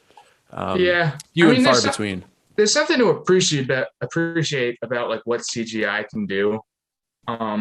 It's certainly like phenomenal and really cool. Like Godzilla's like that. Those are cool movies for those reasons. But like, I don't know when you're doing something like cartoons are just way better. I don't know. Like, so, I guess to be fair, I'm thinking about like cartoon TV shows. Like, is there any CGI TV shows? Like, there's CGI movies, but like, is there like a 6 season, 20 episode each CGI? Maybe if we get that, you'll change my mind. Like, for sure. There's a couple of so what they do now is I see it as kind of rotoscoped animation on 3D figures and dolls in 3D environments. So the characters look like they're from a quote unquote anime, but really they're just skins. You're kind of watching a video game at some point because it's just a skin on a 3D Mm, puppet that's being manipulated in a 3D gotcha. space, and they hit record as they, track that puppet through the environment. Gotcha. And Gotcha. yeah, I just love hand But drawn like what Gollum, animation is what like it kind of boils like down to. Gollum. Sorry to interrupt. Yeah. There's animation. A lot of the ones on Netflix are done that way now. Right. One of the first that I think started pioneering that technology was iGene, I think it was called. Hmm. But if you look up anime on Netflix, like probably 25 to 50% of them are this kind of weird 3D rotoscoping, and I'm sure there's a name for it. I'm just not as read up on it as I should be. I wrote it down. I'm gonna look into it. But Clone Wars, man, back to that, like that was a big inspiration for me because in that you see so many perspectives. Like it's crazy, and it's crazy how So is into that it the you're going to be. Like early 2008, 2000s? 2008, Okay, maybe I mid want to say. 2000s. But Okay. there's like a bunch. There's like Rebels too, which is a different type of animation. It takes place obviously during like the Empire, where the Clone Wars takes place So during the Clone which Wars. one do you recommend? Because I was kind of confused Watch because the it Clone did Wars seem like there first. was a whole swath of them out Oh, there. there's so much. There's so much on Disney. It's crazy. Like how much Star Wars there is. Like and I know like a lot of it. I'm still so far behind. But watch the Clone Wars first, just for like timeline reasons, and it might be a little bit better, but it's definitely easier to get into. Rebels gets awesome, but it's slow because it's characters you haven't really seen before. Okay. But you're gonna love the Clone Wars, and it takes place in like different perspectives from the Clone Wars. So we'll like see like just a droid episode, like literally following just droids, and it's awesome. You're gonna love it. And then there's some where you just follow clones, and then there's some where you just follow certain Jedi's, and it's not just like Obi-Wan and Anakin, but or in Yoda, it's like you get deep cut stuff, and that's or you even get to follow some villains, and they do it in like a cool like 3 episode each thing, so it's not even like it's a 1 episode shot. Like so, you'll get the droids for 3 episodes, and like you would think like when the episode starts, like it's not Obi-Wan. Like I want an episode with him or something, and then you're like yeah, I forgot how badass R2 is. He's like absolutely the man, and that's why Disney That ruined it again. perspective, to go back to Japanese movies that you should watch with subtitles. I don't know if you've ever Nice. watched any Akira Kurosawa films, but Rashomon is like the OG of perspective, multiple perspective narrative. I don't know if there's a more proper term for Multi-narrative, that sort of storytelling. multi-narrative. That's what I use, I think. Yeah, but and it's based on I think a Japanese short story from an old famous author, but Akira Kurosawa, yeah, really did it in film for the first time in a big way with that movie Rashomon. That's awesome. I wrote that one down too. Um, that's pretty cool. You into like a lot of Japanese films and stuff too? I feel like a lot. Yeah, I yeah. know people like. Is it just like that's not anime though, right? No, this is Yeah. like 19. I actually pulled it up because I wanted to make sure it was the right one.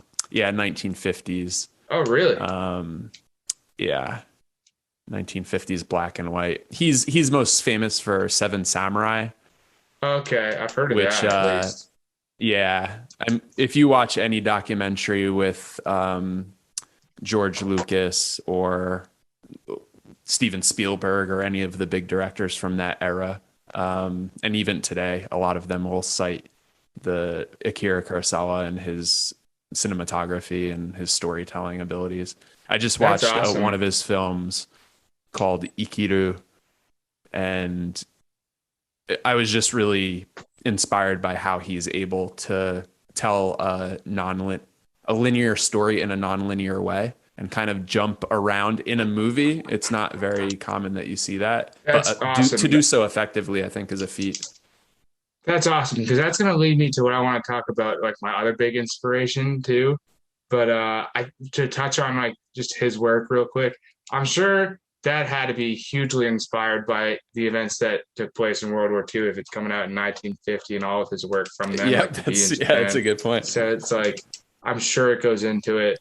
Like because like I mean I'm pretty sure that's how like Godzilla got started too, just because of stuff like that. Uh, Yeah, but yeah. I'm sure I know that's probably way a different genre, but I could see how like the multi perspective thing come into play when you're trying to think about the multi perspective of like World War II. But on your point on telling a linear story in a non-linear way, that best describes my favorite author's like most famous book, which is Kurt Vonnegut's Slaughterhouse 5. So have you ever read Vonnegut No, or I haven't, Slaughterhouse but 5? I've heard of it.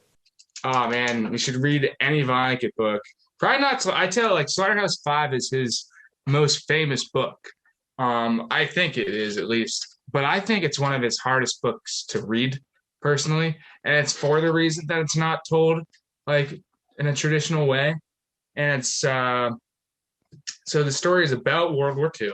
It's about it because Kurt Vonnegut fought in World War II, and he became a prisoner of war in Dresden, and they held him in. They brought all these, I think, American prisoners and Russian prisoners into like a old slaughterhouse outside of Dresden, and they kept him in the basement, and they were prisoners there. And while he was a prisoner, that's when the Allied bombing of Dresden happened. And if anybody's not familiar with the bombing of Dresden, more people died then, and that's Dresden was like a it wasn't like a military city. Was It that the was city on the it's like Eastern Front, and they didn't think that it was ever going to get attacked, and it was yeah, the yeah, Eastern Front of Germany, I yeah, should say, or the eastern yeah. side of Germany, No, you're correct. It was one of those places that they thought never was going to get attacked, and that's because what there they was like did no point to attack it. exactly. And that they did that, and more people died then, and then in the when the atom bombs dropped. I think combined in Hiroshima and Nagasaki, which is crazy. And he was in Dresden, like in a slaughterhouse when that Wow. happened. And so he always wanted to write about it, but at the beginning of the book, he says, he's like, well, I didn't want to write a pro-war book where like you get Frank Sinatra and Dean Martin to play you because he wrote this in like, early 70s or something. So, or he was, anyway, the book, he's like a sci-fi writer, and the book takes place from a soldier, like a weary soldier who um was in Dresden during the bombing, and his journey through World War II through the rest of his life when he inevitably died. And the character itself got like captured by aliens and brought to a different planet, and he never actually got taken out of it because what they did is they took him out of time. So the whole thing is told through like flashbacks because now he remembers he broke through time, and now he remembers everything because he goes through these scenes multiple times throughout his life. And it's told like kind of like one scene here, like now we're when he's 40, and now we're back in the war, and now he's a kid, and now he's on the planet of Tremathador where he's like in a zoo, and now he's back. And so basically what that book did for me is told me you can tell a story however the hell you want to tell a story if you make it work. And so I had to tell you the whole thing about that to say that. And that's like the perfect example of like a linear story that is not told in a not linear way at all. And Yeah. I say that How that's like does a he hard. achieve, how does he like effectively do it? How does he set the stage in a way that you're not so jarred out of I would say you're reading the kind of book? jarred still. I would say you're not like not jarred. Like you definitely get confused. I think it's his style in general. Like you'll read a Kurt Vonnegut book, and you'll go through, and then you're like, wait, did I miss something? And you go back, you'll reread that whole page, and you're like, oh, I didn't miss anything. And it's like just kind of how he writes. And you'll see like if you go through his books that he gets better at just his own style of that. Like in his first book, Player Piano, it's not so nice to get through it for those reasons. But like when you get to like Mother Night or something, like you get used to it. Uh, or like he gets so much better at being able to do it. Slaughterhouse 5 is tough. Like you really don't know. Like it explains that he gets like captured in the whole time travel thing, like Yeah. in maybe the beginning. But like the first couple of chapters, you do get a little confused because of him jumping back and forth. I would say it's one of those books that when you finish it, like I wasn't like hard pressed to put that thing down. Like I was totally okay to put that book down. When I like after a chapter. But when I finished it, I was like, damn, that was actually incredible because like the way it all worked out. Did you know going into it that it was going to be a little like No, skippy and jumpy? no, I I mean, just didn't having that information might make it easier to for read for sure. somebody, like because you go into it expecting that things For are going to be sure. a little bit jarring. With all his books, he does like a 20-minute like prologue like at the beginning, like a 20-page prologue, I should say. And sometimes like it's from his perspective, sometimes it's not. And then it gets into the story. So like even getting through that can be hard sometimes. That's why I say like if you don't read like Mother Night first, that is like his easiest book to read, and it's phenomenal. Like don't What read is it? Slaughterhouse It's Five funny first. because I wonder what it is that drives us, myself included, to engage with media and stories and movies and books and whatever that is like hard to get through. I mean, because I do it too, and Yeah, sometimes it's just like I don't know if it's the payoff. I don't know if it's what my brother would call Pokemon collecting. Like you just want to have that you read it in your back pocket and yeah, say that you did it. yeah. Like people who read War and Peace, I think, are like that, right? Oh my God! You know what I was just about to say? I read Crime and Punishment. Crime and As Punishment. Is War and yeah, Peace another one of those like long books? well, it's by the same author. I can't even say his name. Fyodor Dostoevsky or something. Yeah, He's like a yeah. Russian author from 1860. For Kurt Vonnegut, I can tell you it's because I read like Cat's Cradle first, which is another one of his big hits. I think it's his third book, maybe. And that book was phenomenal. I never read a book like it was the first time my high school teacher, Mr. Little, let me read it for like our philosophy class. And it was the first time I read a book where I had fun reading it because Uh-huh. you're reading like To Kill a Mockingbird or like Catcher in the Rye, and those books are like really important for different literary reasons on how to like write characters and on different hard topics that you might like that aren't being talked about, which are super important. But when you're in eighth grade, like or ninth grade, you really don't care like about that, and like nobody ever explains that fast like enough to you. So when I read Kurt Vonnegut, and he's talking about he makes up this whole religion and this whole island on everything that goes on in Cat's Cradle and how it all ties in and like different themes he has with what's going on in his society. Then I was like, oh, that's what a book is supposed to be, you know? And so then getting into Slaughterhouse Five, which I think was the third book I read Sirens of Titan after that, which was another cool, trippy timeline thing or time travel thing. So getting into Slaughterhouse Five, I was already a fan, so that's why I read that. Oh, okay. For Crime and Punishment, it was between Crime and Punishment and War and Peace. I was like, I'll get to one of them first, and I just ended up at Crime and Punishment. And for anybody who doesn't know about that book, again, it was written in like 1860 by some dude and like some well-known dude actually who like writes some really good philosophical things about you know what Russia was like back then. And you probably are into it because of you're so into World War II and how that all worked out. Um, but you know like people are living in depravity and like why everybody's so poor and how the czars in Russia, changed like society and how people were dealing with all that and how everybody was wasted and like it takes place from a guy who's poor who ends up killing somebody and how he like goes through a metamorphosis of like what it what happened to him, and how he was dealing with the thing he just put himself through, and then how he deals with it when he eventually gets caught. And I'm saying that because I don't mind spoiling it because nobody's ever going to read this book. Like it's because it's a hard book to read.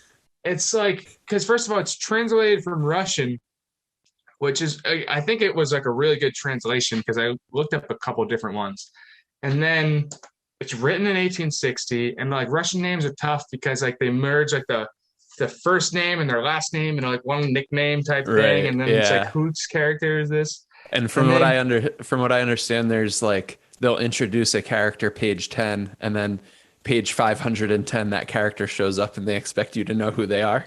Like, yeah, is that exactly. So like, wait, who's this this? is And it's me not having like had no experience reading these books, but yeah, and it's not like you can just go back and check super easy because the other thing that makes it hard about those books too is like there's no chapters. It's just like I think he wrote that as like a collection of like short stories that got put in the newspaper, if I remember it, because I looked at the Wikipedia afterwards. Um, but it's like so many, and it's like at least when you're telling yourself, "Hey, I'm going to read a chapter and get up, like call it a night or something." You don't do that with that book. Like you just have to like find a good spot to stop, and then you have like really no reason to want to go back and pick it up because it's difficult to read. And then like part of it too is like there'll be so like what's the payoff for you? Is I it don't part really of know. your I'm gonna be honest. Like I read it and they go through scenes and it's like 20 pages of like two characters at a bar and one character's talking for 20 pages talking about like nihilism and how it's bad for their society. And it's like so that's the payoff is you get like philosophical concepts of what people were thinking about in a time that was like terrible for, a country and like how that affected leading up into World War II, which I found really cool. And there's cool like philosophical metaphors where like one is like beating a dead horse was like literally one of them, I think. And I think that might be where the saying comes from this book. Oh, interesting. But all of this you can get from Spark Notes. So it's like there's really no need to read. Well, it's a substitute for when you're pages. locked down in a pandemic and you can't go to a bar and have a philosophical conversation with somebody at the bar about these issues. You could just read a full length conversation and use your time that way. I guess, but I wouldn't recommend it. I would say just get the Spark Notes, like, because I was talking to somebody who I saw her like shelf, and I told her don't read crime. I was like, don't read that book. Like, just look at the Spark Notes. She's like, no, my mom said I would like it for these reasons and stuff. And I was like, your mom is absolutely right that you would like it for those reasons, but you can get that from the Spark Notes. Like, you don't need to go through that whole book. So for me, like, I read things that I'm not necessarily interested in because I want to be a good writer. And so like I'll read thrillers, I'll read sci-fi stuff, I'll read, you name it. Or like I read Hunter S. Thompson. I'm not really a big fan of Hunter S. Thompson. It's blasphemy to some people. But I think for me, it's like his dyslexia messes with my dyslexia. So it's hard to read. But I do it because of how important he was, to like writers in general. So I just read stuff for those reasons. And that's why I read Crime and Punishment. I don't know why I finished it, but well, it's good once you start something. Yeah. Yeah. So were there any specific lessons that you've gotten through those readings that you were able to apply to your writing? Yeah. I think sometimes it's just like transitions on how to introduce characters. It's nothing like, it's always like subtle takeaways that you hope you remember. Like you're reading it and then you stop, and you're like, that was pretty sweet. I like that. Or and more like subconscious even. Yeah. So it's like, and then I don't even worry like finding a sticky note for that. It's just like, hey, I hope this one sticks with me. I'm just going to keep pushing through. Like I think about it like twice or three times. So hopefully it stays with me and then it sticks through, but nothing specific. The main thing was back to Vonnegut, where it's like Slaughterhouse 5 is the most obvious example, but his other books are the same way. Is like there's no just one way to tell a story. And if I encourage people to go look up like a Vonnegut lecture online, you should definitely do it. You'll love it. And he goes through, I don't want to spoil the jokes, but he just goes through, just do it so I don't have to spoil the joke, because I want to spoil the joke. For people listening, can you point us all in the right direction? Yeah, just type in Kurt Vonnegut, like college lecture or something, or story structure lecture, and then you'll find a couple videos. And I think he does it a few times. Basically, he makes a vertical line, and then connecting to the vertical line, he makes a horizontal line, and then another one, and so it goes like makes like an H type looking thing, and it's like good, bad, beginning, end. And then he goes through like huge, like big name stories throughout culture that everybody would know. And like he starts it off like, all right, boy is like jobless, boy gets job, boy meets girl, boy loses girl, and it just goes all over the graph till it gets to the end. And he does it with so many different things. And he has like this big punchline at the end on why writers. I'm just gonna spoil it. I'm sorry. So he goes through all these stories, and he's just like he goes through Cinderella, and he plots it on the graph, and then he talks about this other story. He goes, it's like, okay, boy's here, boy's dad dies, boy, gets in trouble, and then boy kills himself. And he's like, by this, and this is Hamlet by Shakespeare. So what the fuck did he know? Like. Are all the dots plotted on this graph like totally random and place, showing that any story could be a good story? Yeah, he was just going through different story arcs and how they work, and then he goes through Hamlet, and Hamlet is just like a straight down thing, and he's like, so clearly Shakespeare doesn't know what he's doing, and it was just so funny, and like you can see that like that's his thought process and like all of his books. If you're interested in reading him, I would say Mother Night is the easiest read, and it's a phenomenal read. And it's the only book that he wrote where he said he knew what he wanted like knew what point he wanted to get across when he was writing it. Mm. And the point is, we are who we pretend to be, so we need to be careful who we pretend to be. And he Ooh. does this through, oh, it's just through World War II again, bro. You're gonna love this book. Um, Well, I just wanted to point out that we're pretending to be businessmen by day. Lean into it. Exactly. Well, when people ask, I tell them I'm an accountant. I don't tell them I'm a writer, so I guess that's true. Um, but it's about like an American spy during World War II, and he's pretending to be a Nazi and or spying being a Nazi. So it's pretty intense, man. You need to read it. And he's got so many books like that that are just like off the wall. What was that And one called? that one's called Mother Night, and I think it's Mother like a Night. 200-page book, and it's his easiest read by like a long shot. And then once you read that, there's like you'll just Google like any book you pull off this, you'll enjoy. I like that. Yeah, I'm trying to become a. I don't think I'll ever get to the point of being voracious, but Yeah, trying to read more than I have, or at least listen to audiobooks. I'm so far behind. I read 15 books last year. That was the first time I read since high school. I'm about like 6 or 7 years, 8 years out. Holy shit.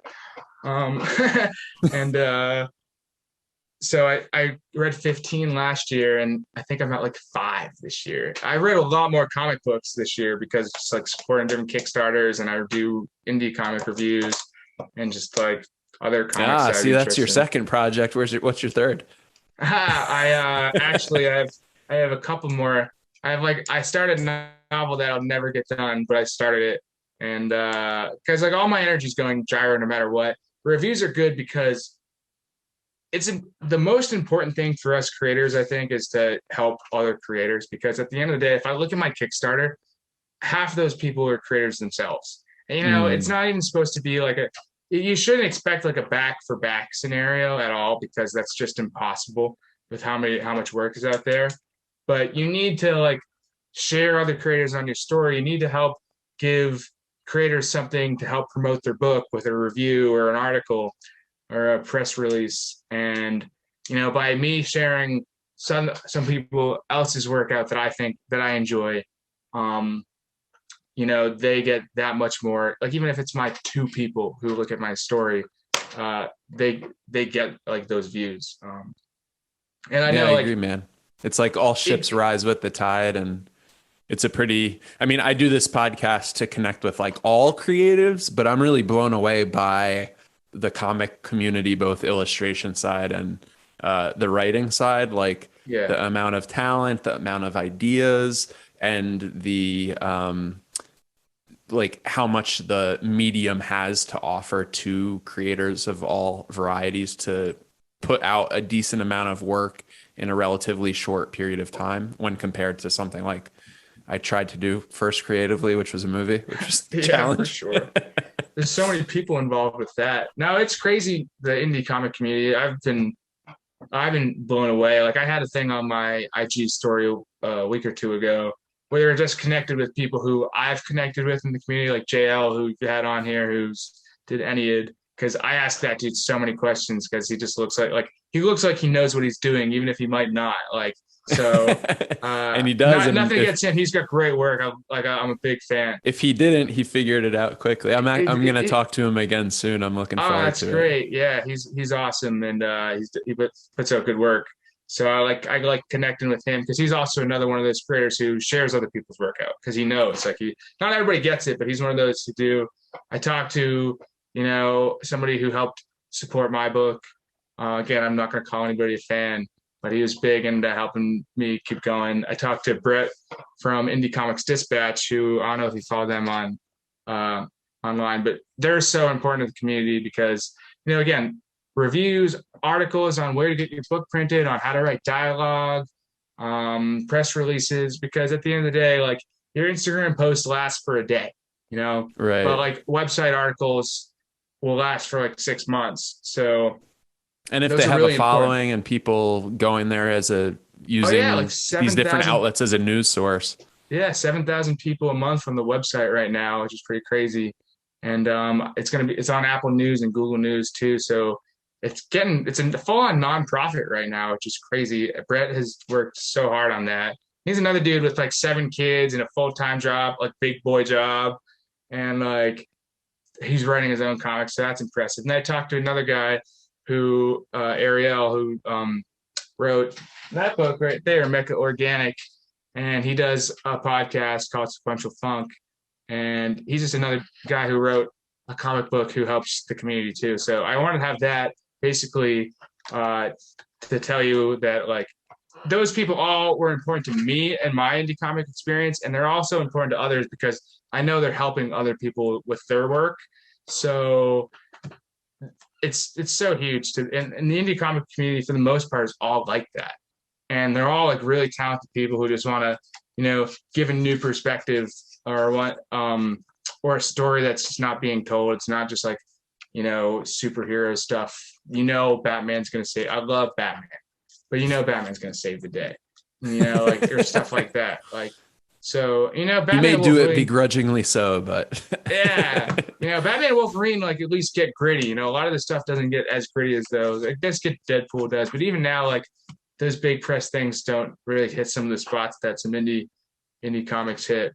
So there's so much talent, so much great work out there, and everybody knows. Like, I hate asking people like, "Hey, you want to check out my Kickstarter?" Like, because it's like all you need is like one day to be like, "Oh, so you're asking me for money to like fund your project?" That like, you can't let that be your buzzkill, though. You know. Oh no, I don't let it deter me, but I don't feel I'm also sheepish about reaching out and like asking people to check things out. But well, at the end of the day, you're doing yourself a disservice if you're on Kickstarter and you're not asking every single person. Like you need to do that. Good point. But it's still like, especially like a lot of my friends or my family, like nobody I know is into comics. Like there's some people who backed my Kickstarter who are actually into comics and are interested in reading it, but a lot of people did it because, you know, they like me because they're my friends or my family. And it's weird when I ask that or I tell them about it because I know they're really doing it to support me, which is huge and like super,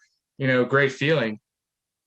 But it's like at the end of the day, they're just like, I might as well just been like, hey, can I have $15 so I can like do this? Because like I don't know if they're gonna actually read it. They might not. But so like that's like one of those things you go with. I think it's one of those things you have to peel back one more layer and realize that they're not just doing it to support you, but to support the story that you have in you to share with others, you know? No, I don't know. You know, I think keep that layer on. Keep that layer on. Don't there's pull it certainly back. people out there. Like there's certainly some of my friends who have reached out to me and been like, I think it's awesome that you're just doing this for no other reason that you want to do it. And I'm supporting that. Like there's certainly that aspect. Yeah. But there's also like my brother who's like, oh, so you just want $15 is what it is. Like, you know, there's that. So but I don't know. You got to, I think we in the Kickstarter community who are, you know, just starting off with some of our projects and trying to get steam under them, we need to turn around and tell those people straight to their face, no, I want you to support the project. Give me $2, give me $15, but it's the support of the project. Exactly. That's important. That's exactly what you need to say. That's what I told him. I'm like, listen, you don't have to do it. If you want to see my project, you should do it, but you don't have to at all. Yeah. And so that's pretty much what you come back with if anybody ever says that. But I think the only person who would say that to me is my brother. But at the same time, I'm not crazy enough to be like I am asking people like to help support my project, you know. But it is essentially, if you boil it down, like you're asking people for some money. And like those projects, all of these things do cost, you know, to get a. Oh yeah. To get an artist involved, to putting your own time aside, right? Which is already. I don't even think about it. Time is money, people, right? Yeah. I like to look at it as time is creativity. For sure. You know, to some people, time is money. So if your time is worth money and you're paying me for my creativity, which I think is worth my time, then it's worth your money. I love that. I don't know if that lined up as logically as I wanted it to, but I mean, it made sense to me real quick, for sure. I think we might be on the same dyslexic wavelength. For sure. That's great. No, for sure. I don't even think about it like the time anymore. I used to, like before I got the first book out. I'm like, what am I put? Like, I could be hanging out with people. I could be talking to girls or something. No, I'm writing about aliens, and maybe people are gonna read it, maybe not. I don't know. And now I'm just like at the point. Once I got that first one out, because you do go through those initial creative vibes. Like, what am I doing? Like, Yeah, yeah, I'm yeah. writing something. I'm making something up about aliens for like maybe a couple people to read, and like why? And I'm spending not only just so much of my time that I could be like going having fun with my friends or doing something else productive to make money. Um, I'm spending it doing this, spending money too. So once I got through that first one and I published it, and I was like, you know what, I feel so much better about this because I love what I'm doing and I'm going to keep doing it anyway. So I'm at least happy I got through that where I'm not worried about my time. Money, it's kind of hard not to worry about because like bills.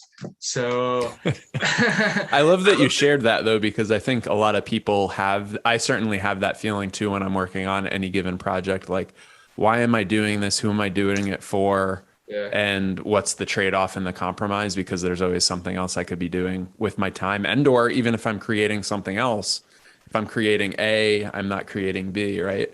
yeah. And also the feeling of like, okay, I'm writing a story about aliens. Who the fuck cares? Like, I think it's a great idea and it has me tantalized, but who fucking cares? And at the end of the day, you know, I think a lot of people have that debate because we are conscious of criticism, but the criticism that is the most impactful is that initial self-criticism. For You could get sure. past that And to and add an open extra yourself up to variable. nice folks online. You know, not everybody's nice online, but people who Sure. might actually find your project interesting. Like you said, you have a couple of people who are currently interested in your project and may eventually become actual fans or Yeah, maybe. evolve a fan base. Like that's what it's all about. And even if it doesn't get to that stage for me, I realize that the act of creating itself and fulfilling, like getting that, like I start off this podcast getting coming from the inception of an idea through the process of creativity to bring it to life.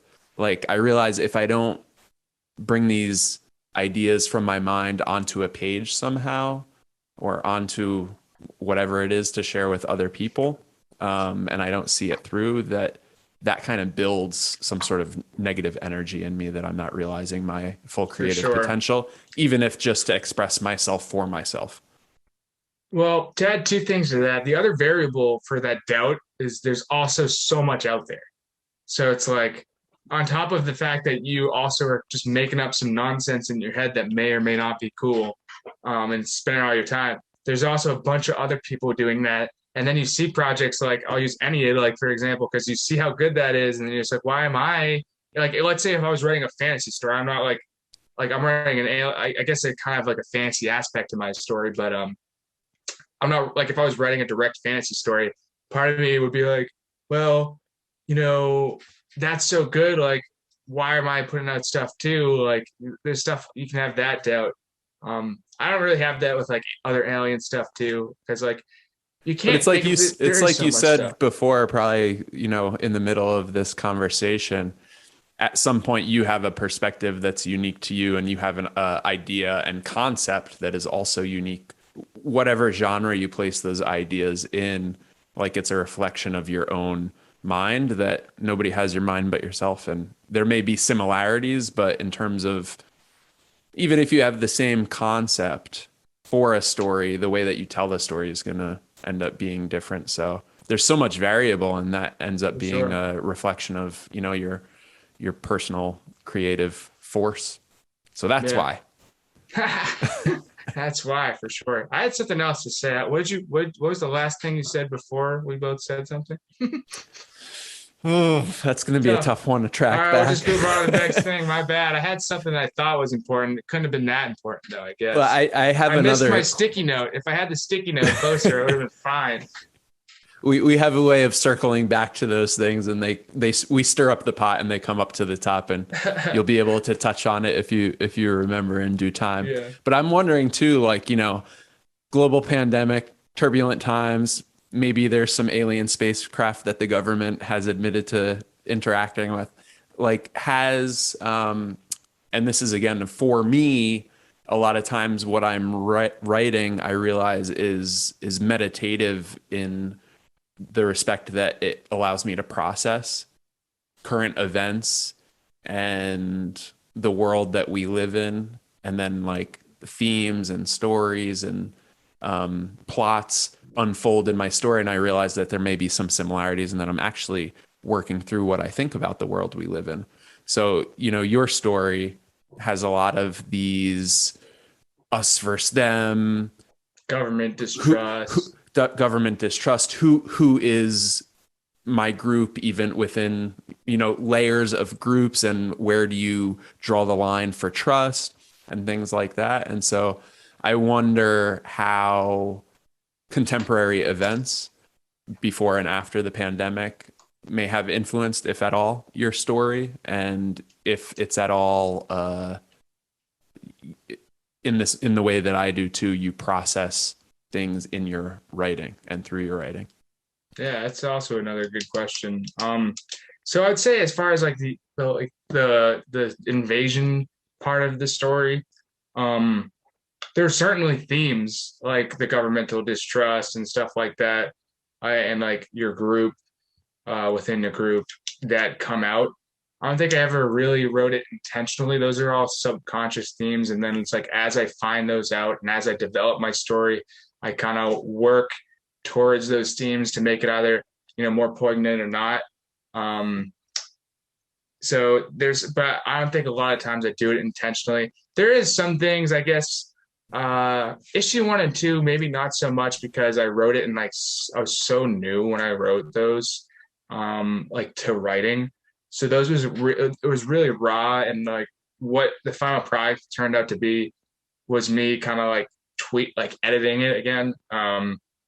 Those initial things I wrote. So it wasn't really there's no like any like crossover from like what's happening in society into those. And that was before the pandemic too. When I wrote issues 1 and 2, like for the script, that was like more just raw. I need to get my ideas out. For 3, there's definitely some things like I talked about, like Vietnam and Korea, where I like bigger concepts maybe lead into it. Maybe not so much, something so specific.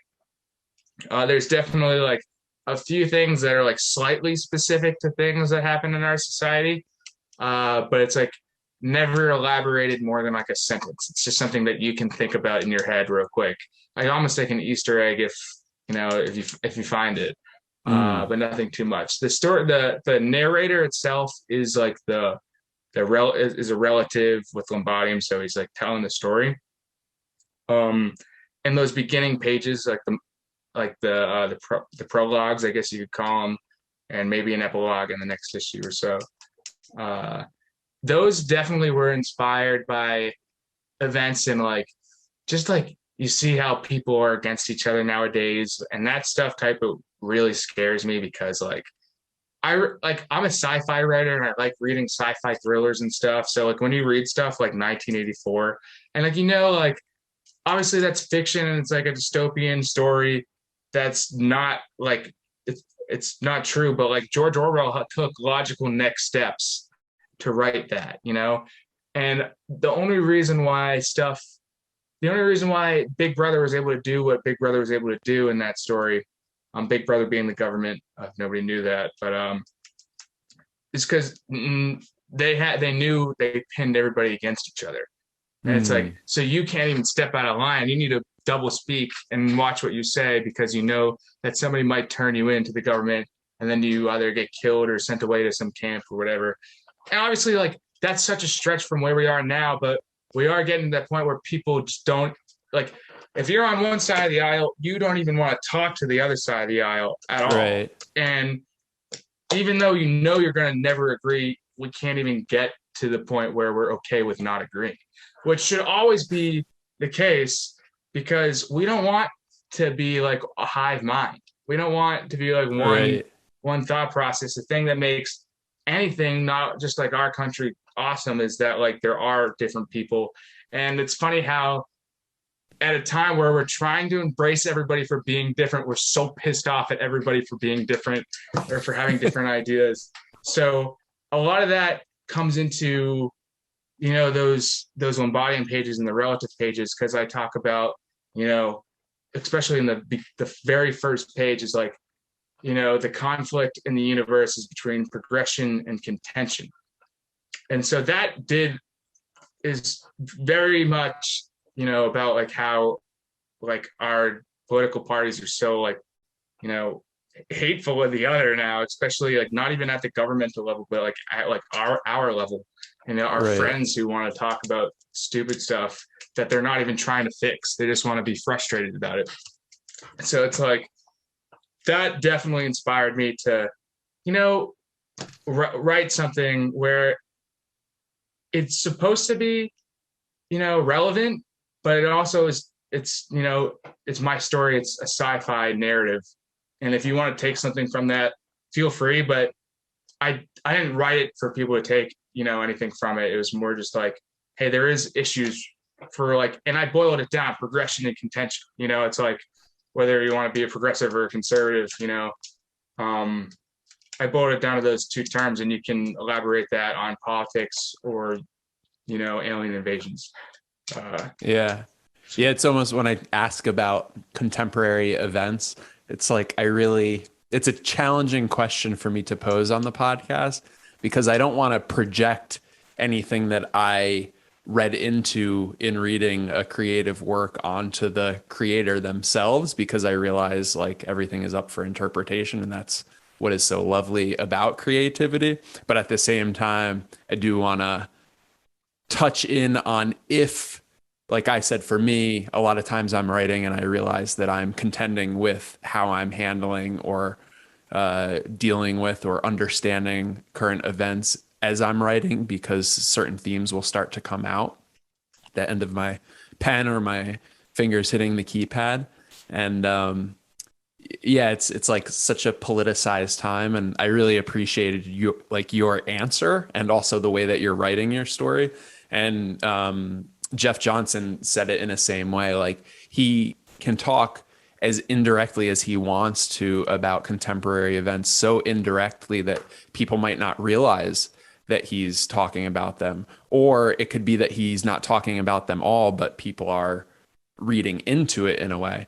And I think that's Yeah, the beautiful part about a fictional for narrative sure. is that we can have this gray zone that is the interpretation and the fact that you're communicating across a medium and there's interpretation that takes place there. The problem is when people, for me, interpret their way and the way that they interpret is meant to be taken as fact when it is just a For opinion sure. and personal interpretation. Yeah, it's people definitely can read into things so many different ways, it's pretty easy to take things out of context if you just look at a sentence or something. Um, yeah, it's tough talking to some people are easier than others, of course, talk to about like, contemporary political views. For me, I kind of touched on it a little bit. It's like if you're just getting frustrated about it, I don't understand the point. It's like Mm, you can get mad about whatever hot topic is, and not that they're not important. Like they're super important issues that we need people, to address in a literary form or in like in like a what's the word, like an activist form. But there's activism, activism. Can you give me the word real quick? activism. Activism. Thank you. Dude, It can be I do it all the time. yeah. I was like, can you help me out, please? Like, thanks. It can be interpreted in many ways, but it's like I had a conversation about this with my friend who was like, he's like, I just was with somebody else and I had to walk on eggshells. And I was like, that's awful because those people who are making you walk on eggshells are only making you walk on eggshells and they're thinking that's making things better. And it's like, Yeah. it's not. So unless you're taking like, you should be cognizant of what's going on in the world and like what you should work to form your opinions like as best as you can in a world where you like where I believe everything but don't believe anything at the same time. But if you're not going to take that next step on doing something about it, don't just get frustrated about it. Like you should know about it, and it should maybe like upset you depending on what it is. But like don't let it if you're don't take it personally if you're not actually taking it personally. Like by using your time. And if the person's intent was not the way that yeah, well, is intent is offensive huge too, but I don't even know if that's such a stretch for me too, because it's like, how do you interpret somebody's intent when you don't know a person? So communicating, yeah, but which again, we don't do, which we don't do.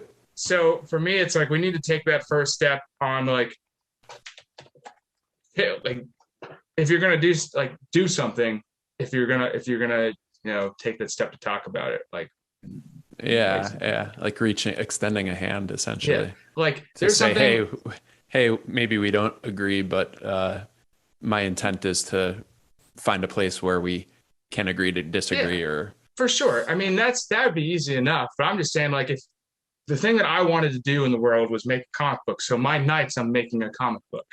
If you want to like stop hunger in a certain part of our country or another, go stop hunger. Don't just like complain about, oh, the people are hungry. Why isn't Jeff Bezos paying for people to be full?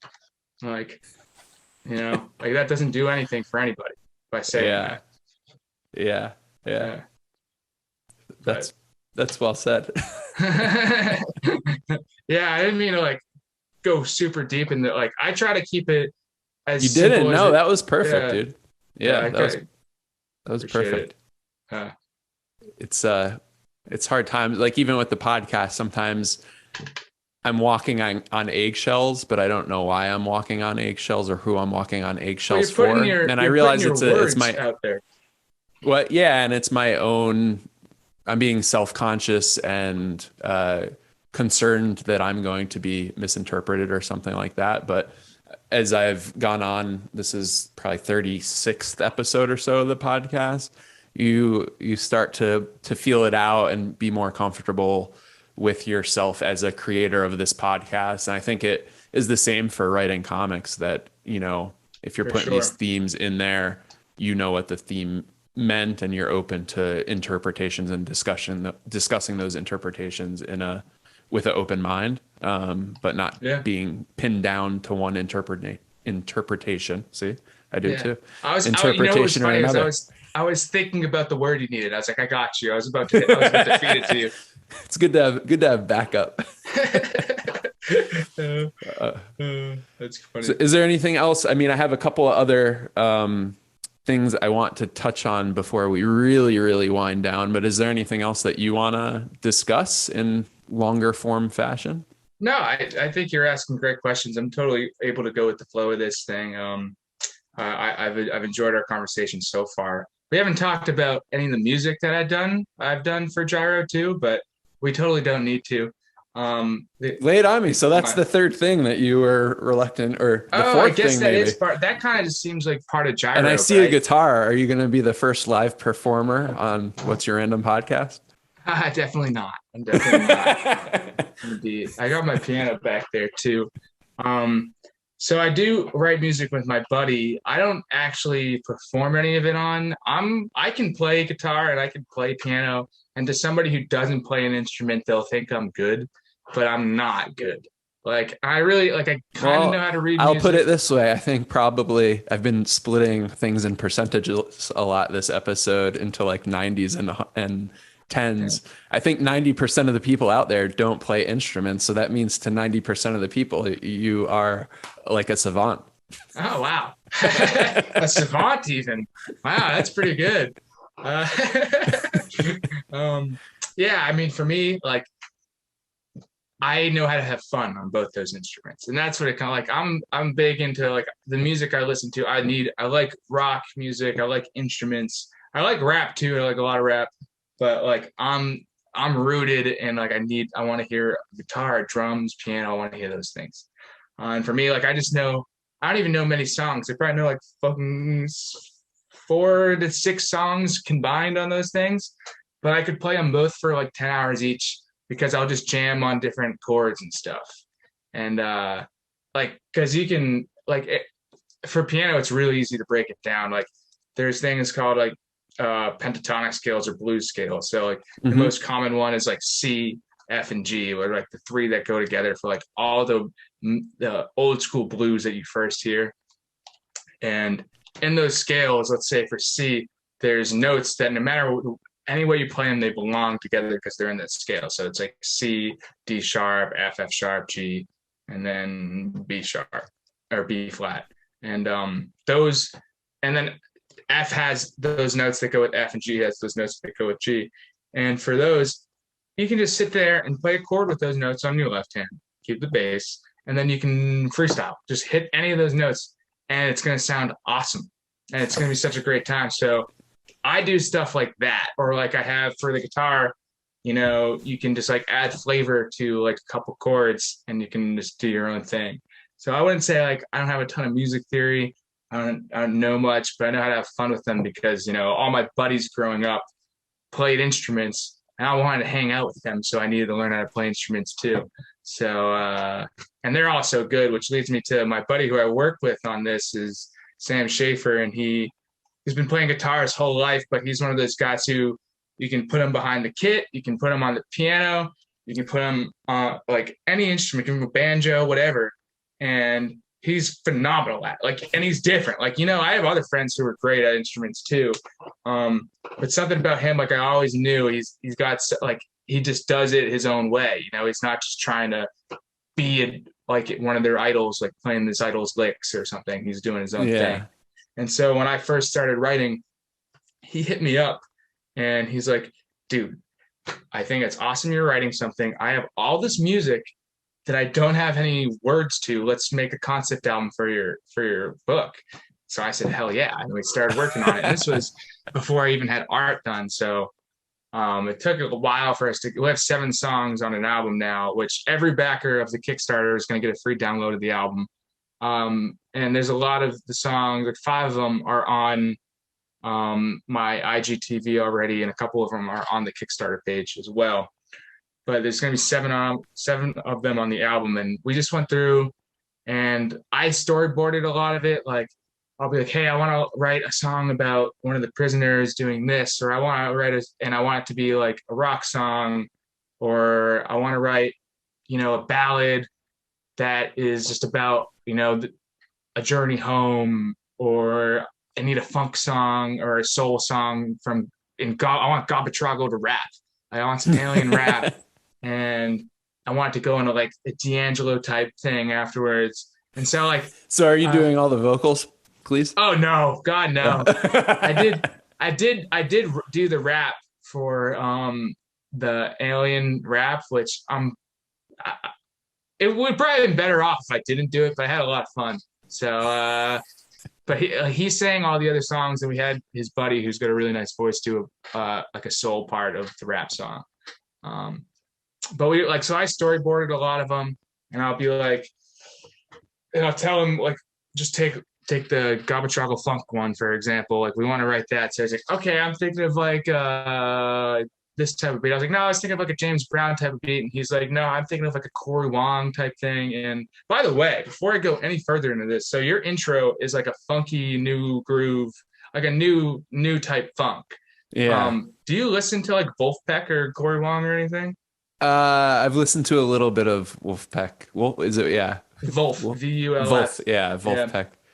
Yeah, I'm not. I mean, they definitely have some awesome. I listened to a decent amount there. of like future funk, and Okay. a lot of that is overlaps into city pop and like vaporwave stuff, and a lot of city pop I think is this one old Japanese song from the 80s that's recycled with slightly different beats behind it and stuff. That's funny. Anyway, I do like funk and specifically future funk. Yeah, I could tell, like, just through your intro, I was like, I wonder if this dude listens to Corey Wong or Wolfpack. I just saw Corey Wong as an after show. I went to see Fish for 3 days in Atlantic City. And then sick. Corey Wong was an after show, and he plays similar music to and he's the main guitarist. I've never heard of him. Wolfpack. Corey Wong? Yeah, he's the main guitarist from Wolfpack. Okay. And so he has that. There's a few bands out there with sound. He's certainly like really talented and does his own thing too. which I always appreciate, and like people doing their own thing. Like not to shit on, I don't even want to shit on anybody, so I'm not going to do it. But yeah, it was very similar music to that. So anyway, I told my buddy Sam, like, hey, I want to write this funk song from Garbage Out from his point of view. And so he'll come back to me with the demo of it. He'll put it together. And then I'll either write some words for it separately, or then we go together and I start writing the words with him. So he can write it down and work it. So like we'll be on the phone or together because he lives like 8 hours from me. So a lot of times it's on the phone. But we grew up in high school together in the same town and stuff. But like that way I'll like talk through the lyrics with him and he can like sing it out and play it out to see if it works or not. And that's how we kind of get all the songs together. And now we have 7, and well, we want to write so many more. Right now this album, 7's a lot. So how is it meant to be digested? Should people listen to it while reading, after, before? Yeah, I mean, as they go to sleep the night of? That's great. Definitely do that one. Now it's supposed to be, it's like a separate piece of work. I call it, the album's called Issue L. You can read into that and tell what that's supposed to be. It's beginning to spell Lombardium, not LSD for all you guys out there.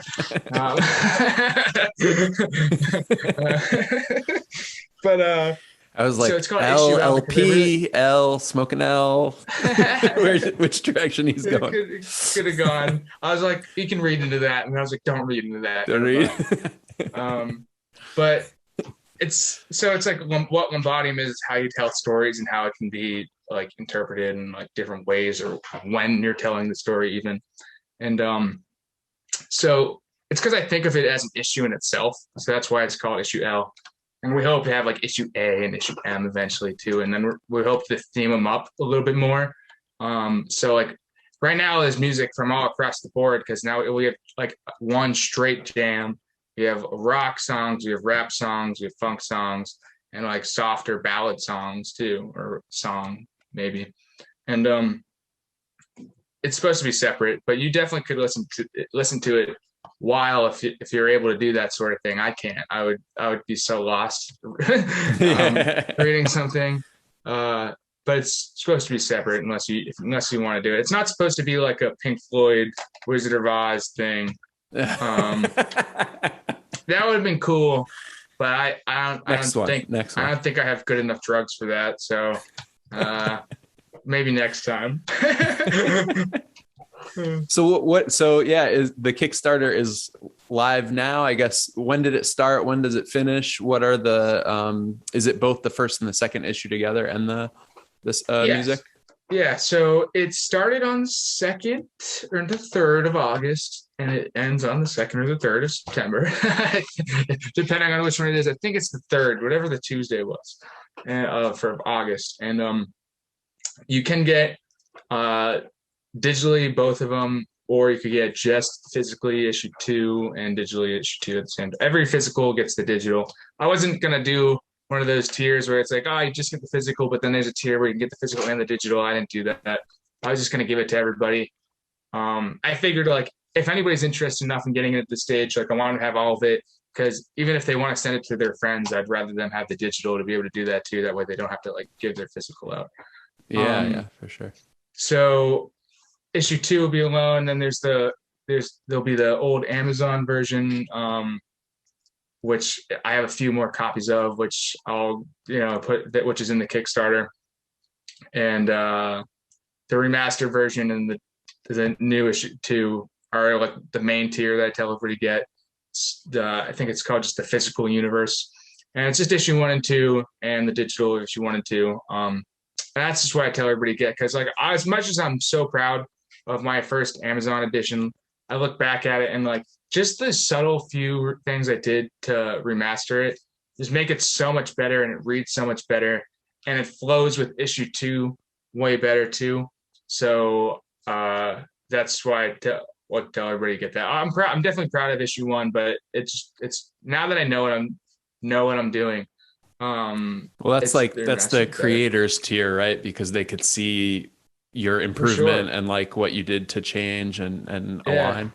For sure. If they got the first one, they'll definitely see the difference. I've had a few people who read the second one, or read the remastered one, saw the first one, like, oh, this actually pops out way better and it's more immersive. So that's what I was going for. So I was pretty excited about that. And then every backer of the Kickstarter, um, every backer gets the copy of the album, like a download.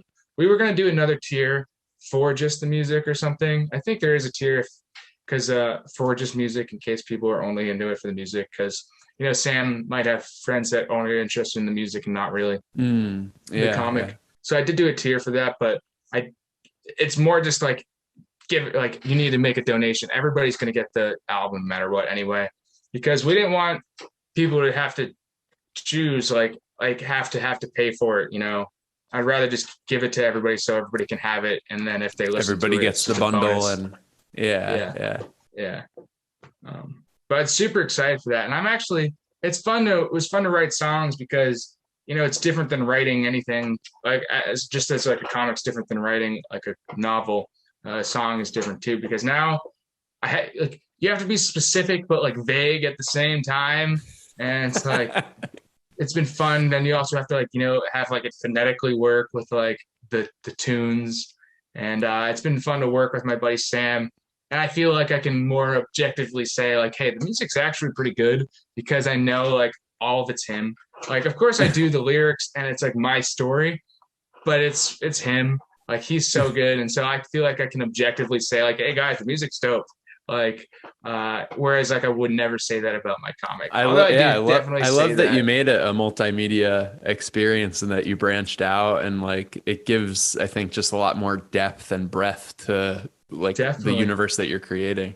I feel super lucky about it, like that I have a friend like Sam to be able to do that with. Plus it's like it gives me somebody I can bounce off ideas off of now, where like I can, because he's read everything I've written for Gyro, because it's important for music that we want to keep writing. So it also works like so I can bounce off ideas with him and like not have to have like anybody else. Like, he's my collaborator, so I already have that. Yeah. And not that I didn't have that in like Thomas or Emma, because I do to an extent, but not like I talk in depth. Like I talk about like Gabatrago and the planets of or the moons of Vonnegut, like they're real things, and like it's like actual history. So it's nice to be able to talk about that with somebody who actually kind of cares about it because he wants to work on it too. And at the end of the day, all great series have original music, so it just kind of worked out. So is there one track in particular that's like the theme song for this Kickstarter package, or the first and second issue? I think I would have to say there's 2 songs on there. Only one is released right now on my IGTV. It's also my Kickstarter video, because part of it was me honestly being a little lazy and didn't make a good Kickstarter video. And I was like, okay, well, this Kickstarter video stinks, so I'm just going to use this video that I already made for like a music video. And it worked out because it's really kind of, the Lombodium is how we tell the story. So it's like a wordless song. Like the video is like going through the first issue of the comic. So, and then the second part of it will tease the second part of Lombodium, which is going to not close out the album, but it's going to be one of the second to last song on it. It teases literally every song in the album up into that. So it's like you'll hear 5 songs and then there's one after it too. And it teases the previous 5 songs and the last song that hasn't happened yet in that big song, which is like a big coalescence of what Lombodium's supposed to be anyway.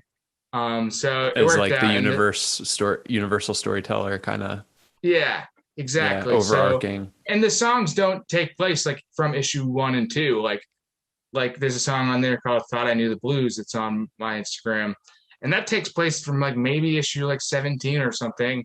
And like there's other songs on there too that reference things that have not been said yet, in comic form, and hopefully they get to, because issue 17 is so far away. But it was cool to just get some ideas out when I'm not ready to get them out yet. Yeah, and trial them and feel them in a different form. For sure. That doesn't spoil it for anybody. It doesn't. No, it doesn't. That's just, again, like kind of like Easter eggs, like where you can just think about it more. So it's cool, and he's so good too. for anybody who wants to check out the music. I just feel like I said, it's way easier for me to objectively just be like, I'm proud of that because I'm proud of him. Is there anywhere his music's available outside of the comic? You can check out his Instagram at Malfry, Maufry. That's his band. And you can see like he's put up some live shows on there, and there's information about that. I don't think he puts much on his SoundCloud or anything yet, so I wouldn't even bother. But definitely, the best place to check it out is the Kickstarter and and the Instagram for my selfless plug right there, because you're not doing your job right if you have a Kickstarter. You don't tell people about it all the time. That's right. And we are here August 17th, so everybody has a little less than, I guess, 2 weeks to get over to Kickstarter and check out the Gyro Universe issues 1 and 2, plus the soundtrack. Yeah, I love it. I'm excited. I'm excited to see how the music comes into the fold and informs the experience. Yeah, I can't wait till it's actually like a lot of it, like all the songs are written and done. We're gonna master them all because you want them all to have like the same volume levels and stuff, right? And clean some up a little bit. Like the rap needs to get cleaned up, but it's still on my Instagram because it was, it's in final form. It just needs to like adjust the volume and stuff, like produce it better. I haven't checked them out yet. I'm gonna check them out. Yeah, for sure. I can't wait for the album too, because I mean we're guys inspired by like the Beatles and stuff like that. And back then, when people were writing albums in like the 60s and 70s, and even through then till now, there's very few people I would say who still do it this way. But those albums are meant to be listened to in order. Like, yeah, they're supposed to be one song to the next song, where it's nowadays it's like, let me just get a single to put out there. And now it's like as many singles as you can get. So we try to do that with this album, because I think like a lot of the music we grew up listening to and loving, it was great to listen to like Abbey Road and see how that end of Abbey Road, like that one song goes in like into the next one and it teases back into the song from before that. And it all kind of works out through. Like those concept albums are really phenomenal and super inspiring to us. Like I love music. I love some music nowadays for sure, but the album is just not as cool as it used to be. And maybe that's just me trying to be a hipster, but like, I mean, maybe I'm a hipster too, but I would agree with that. I mean, lately nowadays I go onto Spotify and I'm upset because I go to see what album this new track belongs to, only to realize that it is just a single and the artist has put out 7 singles in a row. And I'm like, oh man, and like, they just make what happened to the album? And also thinking back, like you said, not only listening to things in a linear fashion, but also a lot of times it would be a track that wasn't the single that was my favorite. Like there were these other tracks that just really spoke to me for whatever reason. That's why they create them, because for the artists, a lot of times each member of a group has their own single in their own mind. And for sure. Yeah. A lot of artists will say that, like, that's not like my favorite song. Like famously, like Brown Eyed Girl is like Van Morrison's famous song and he hates that song. But like my favorite part of those albums is not even the song, like obviously the songs, but it's the transition from one song to another one. The most notable one, like obviously I mentioned Abbey Road, how Abbey Road does that. Like anything the Beatles did was like they goated. But like the Grateful Dead have an album called Blues for Allah, and their first song is like called Slipknot Lost. It's like Slipknot / something. It's like two different songs, and then the second song is Franklin's Tower, and the way it just goes into it, I geek out every time I hear it. I just go like I'll be like watching this. I'll be looking at the time, like 3 seconds. It's happening, and it's the transition that gets me. That's why I love bands like Fish. Gets so much hate. I don't understand. Like I totally understand how people don't like Fish, but people hate it for some reason. So you understand don't like, but you don't. You understand don't like, but you don't understand disdain and hate.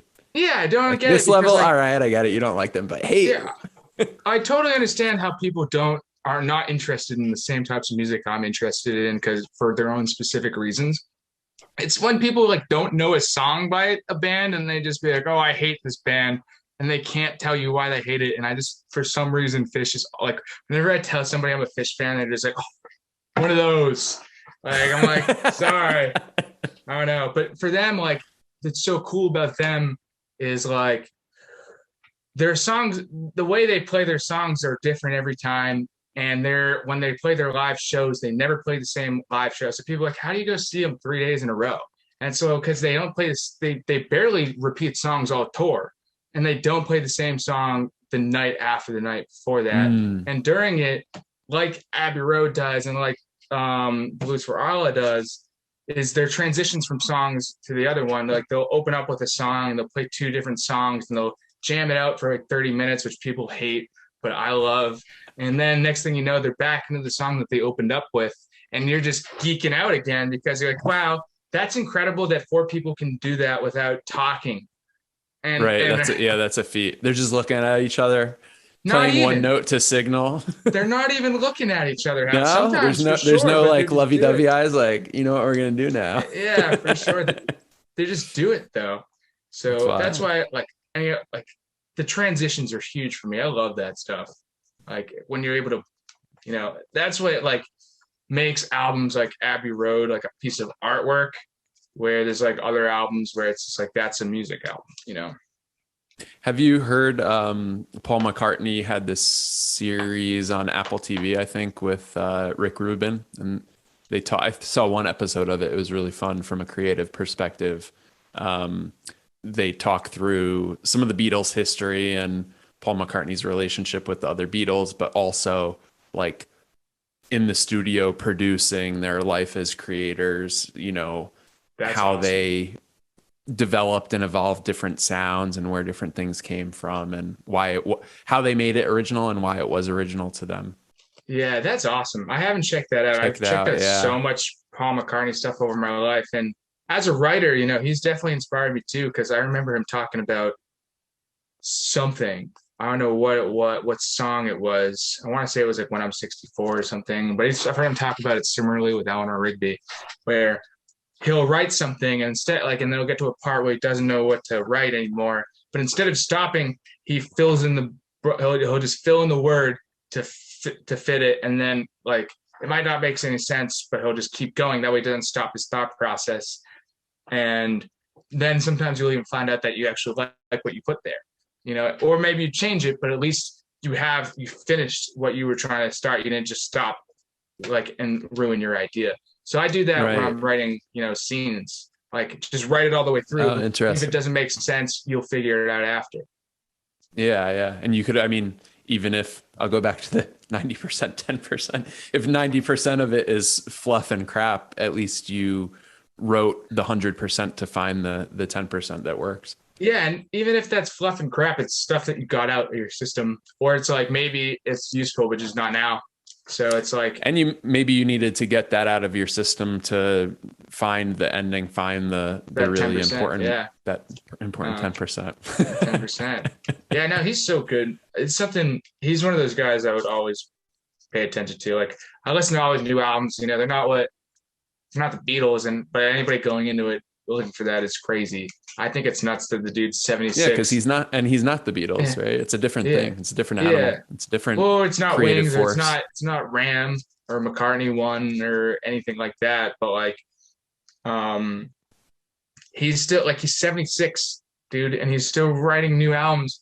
And like, no And matter he what still you want looks to, fucking cool too. he looks He's good, like a dude. cool dude. He looks good. I think I was talking to somebody about this the other day. I think he got out of it because he might have just been like he was the right age to miss a lot of the drugs. I think because like when he Mm, got big, by the time he left the Beatles, he was probably close to 30. So sure could have gotten into drugs then. But like that age, I gotta assume like that's the 70s. That's when drugs were really starting to get heavy, I think. Um, so I think he like so was yeah, able to be smart they enough to peaked. avoid it. Their peak preceded the peak Yeah. of like Well, and plus the hard peak of the drugs. Beatles, like obviously Wings and just his solo stuff is so big too. But he was you already can't. It's the Beatles, so it's like I think yeah. he went through a lot of that stuff and he was able to avoid the drugs, which was good. Which like I worry about. Like I see Fish as many times as I can because I'm like they're 55-year-old rock stars, man. Like there's not a huge shelf life on those, so like you want to see him as many times as you can, just in case something terrible happens. But he missed a lot of that, I think, for those reasons. But he's still creating at 76. And say what you want about those songs, they're so catchy still. He's so good Yeah, at no, making. they're so good. They are He's so so good. good at making catchy tunes. Yeah, It's yeah. crazy, and I And just resonant appreciate. tunes. I mean, catchy and then also like heartfelt, you Yeah, know? did you listen to McCartney 3? It just came out like No. 2 months ago. Again, like I think it was better than the album he had out before this, maybe 5 or 6 years ago, because he had there still was like some decent stuff on there. But this one he like has songs from all over the board. One's like sounds kind of Beatlesy, there's a couple like that. Then there's one that sounds like it's Radiohead, and then he's got a few different sounds. But I think what's funny about Paul McCartney is when he was a kid, or when I guess he was a kid, the Beatles. Um, they sang like with an American accent, but now like old Paul is English accent now. It's so funny. That's It's so hilarious. funny to hear You it. you should watch that with Rick Rubin because Rick I'm Rubin's a definitely gonna watch it producer for and sure. yeah, they dissect things a little bit deeper than you would expect on a like Apple TV Yeah, docu series. They get a yeah, little bit into the weeds, which is fun. that's awesome. I'm definitely gonna check that out for sure. I don't even have to write that down because I want to see it so bad. Oh man. Well, we're up on 2.5 hours. Maybe we Um, wind wow. down and save the rest for hopefully a follow-up episode sometime. Oh well, I'm doing six no matter what, so I'd love to do a follow up. These 2.5 hours flew right by. And I feel like we barely talked about anything too. I agree. Yeah, no, it was a blast. Dude, so I'm gonna try something new, and if you don't mind being my guinea pig, I promise that it should be painless.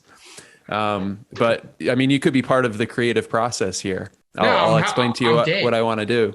I'm game. So Lay at it the on me. end What of you got? each episode, in effort to generate more uh, interesting content and also content that's a little bit more condensed for people who want to like tease with the show but don't want to commit to a 3 hour Yeah, for sure. podcast.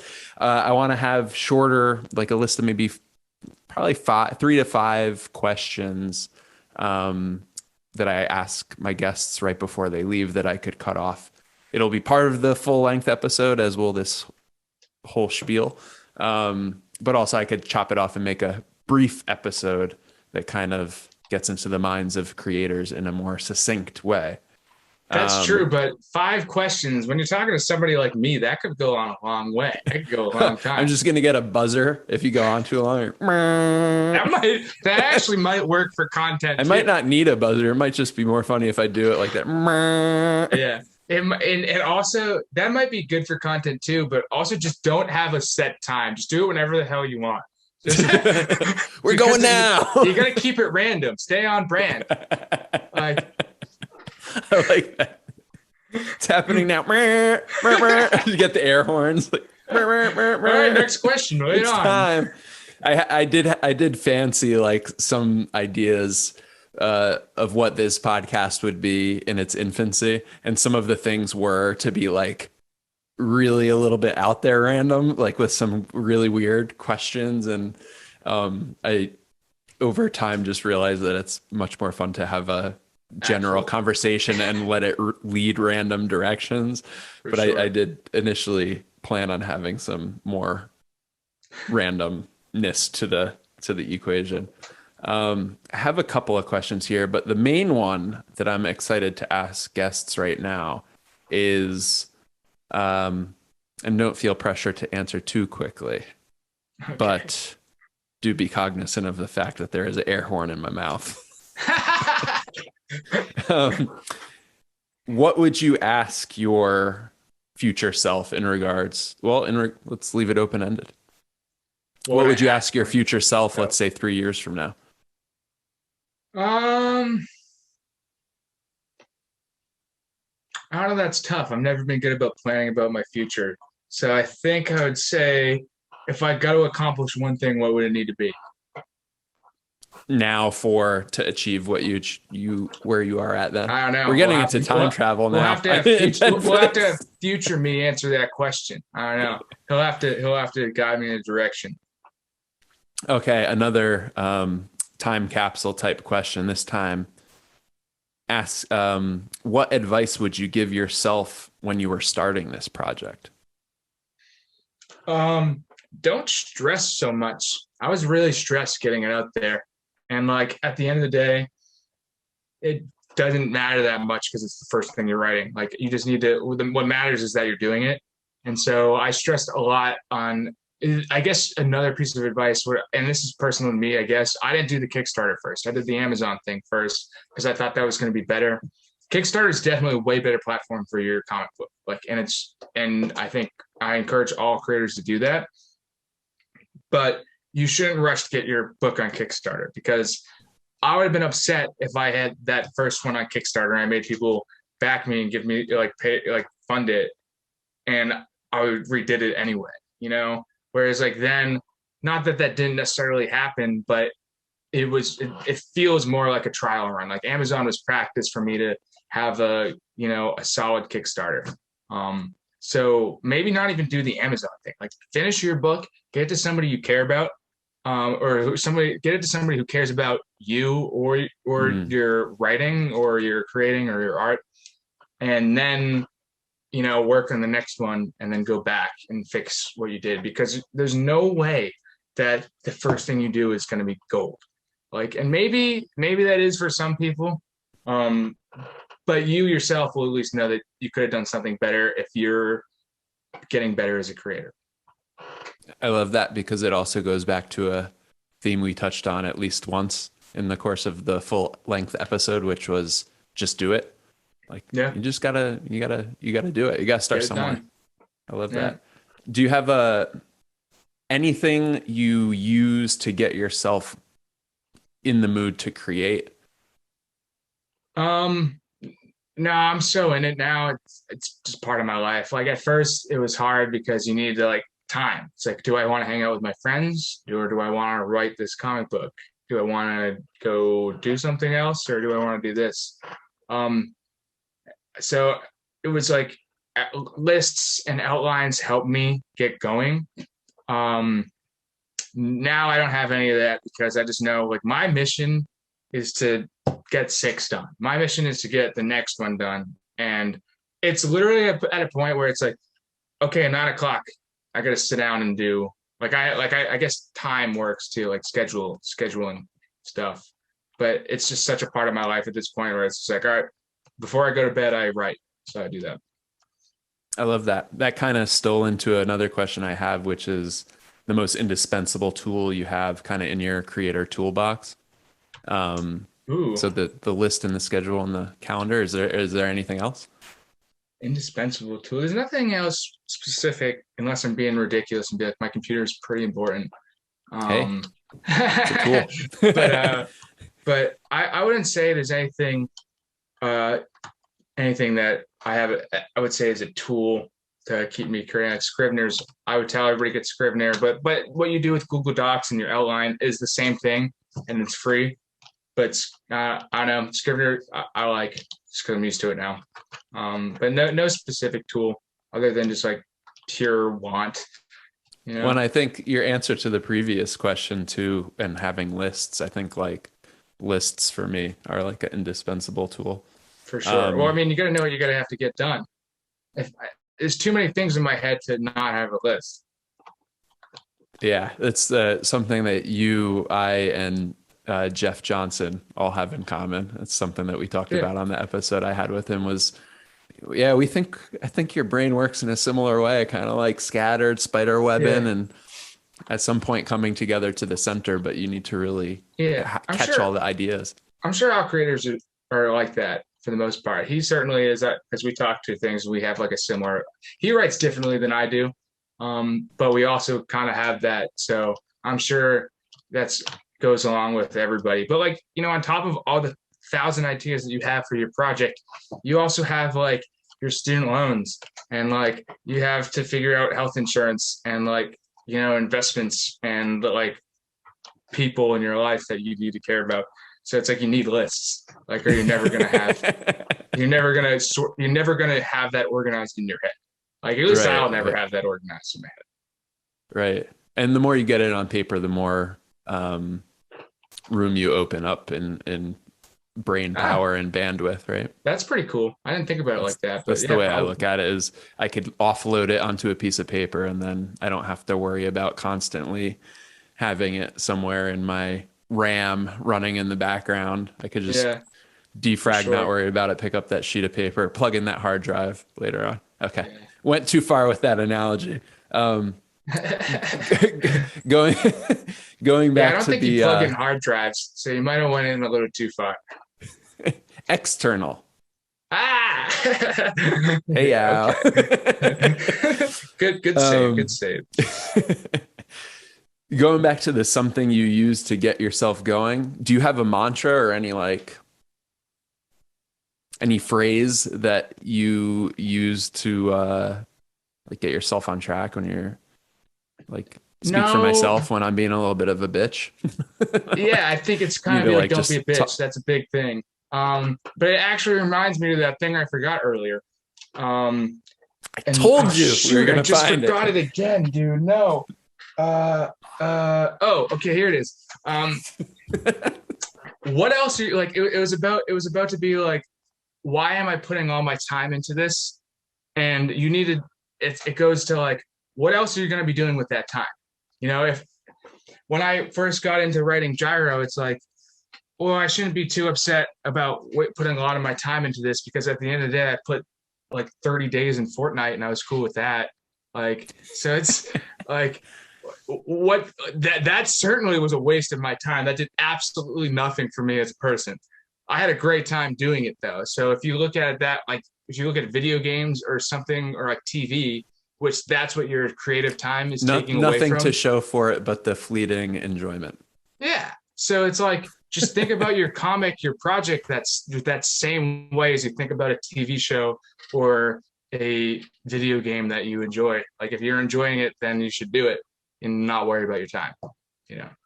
I like that. Is that what you lost track of like an hour ago? Oh, yeah, that was it. I told you we were gonna dig it. Like, I was happy the cream was gonna rise to the top. And what was scary is I forgot it like the second I remembered it the second time around. I got worried there for a second. I saw a look of horror on your face. I was looking for my sticky note to write it down. I didn't have it fast enough. Another time travel one. 3 years from now, what do you want to remember about now? Something that you might like lose sight of. That's a good question. Those questions are hard though, because it's like, I don't know anything about 3 years from now. So it's like, but you know about now, and you know what's something that you think is valuable now that you might forget about, you know? Yeah, that's a good way to phrase it, actually. I mean, value to me now. I don't know what. I guess what's valuable to me now is like the types of, you know, stories that I enjoy, and but I don't see like those getting away from me. Like, because the things that are like super valuable to me, like obviously my direct inspiration for Gyro is from Kurt Vonnegut as a writer. Like, that's huge for me. It's writing anything always ties back to, you know, his plotting of a story, and then the way it's told is like through like a Twilight Zone lens too, because I'm a big fan of the Twilight Zone. I love how Rod Sterling is able to have so many different stories in like an anthology form, and like have that like, you know, prologue of like, or monologue of like describing the story before it happens. And so I enjoy that, but I find the stuff that, you know, I feel like that gives my story flavor, and the stuff that I find like the world building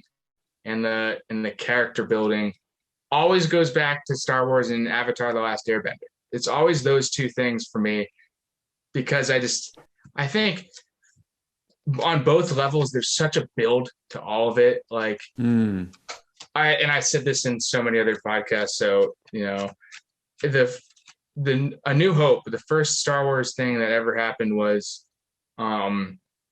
the first was that movie, and that branched out to 1,000 other things, and it all came from one movie. So what was super important to me is I wanted to make sure everything that I wrote in the first issue is able for me to expand it on like an infinite level. And I think for to a certain extent I was able to accomplish that. So I think I would just have to be cognizant of like as I'm moving forward, if I continue to do this for 3 years, that every issue I need to remember that there's a bigger picture and you need to keep that in mind. But I don't think that really answers your question well, so I'm sorry. No, I think that's a great answer. Yeah. Yeah. To to keep in mind that your inspirations and your trajectory is something that should always be boundless. Yeah, well, all those things like the character development and the world development in both Star Wars and Avatar. If you want to just look at one, Avatar, I think is like a great one because it's 3 seasons and it's all like that, all to build up to the last episode. And every action that they made helped develop those characters into what they were able to become. And they all did that with geography too, like that tied into what made those stories work. Yeah, yeah. I think it's a masterpiece too. Oh, it really is. Yeah, it's I think it's so awesome. incredible, and it's like it's literally like I say it's literally the best series ever made because I think it's dumb that there's series that you just killed off all the main characters. Like, why do you need to do that? So since it's a kids show, they don't do that. And I think that's a beautiful thing because like you don't need to kill off all the cool Well, it's characters. also all the characters were built up enough that you can have meaningful closure for each of them without Exactly like too. having to kill them off to avoid the fact that they weren't meaningful. Yeah, exactly. Or killing them off so you can write a different character in. Like Right, yeah, yeah. Make room for other so occurrences. I think it's great that they didn't do that for those reasons.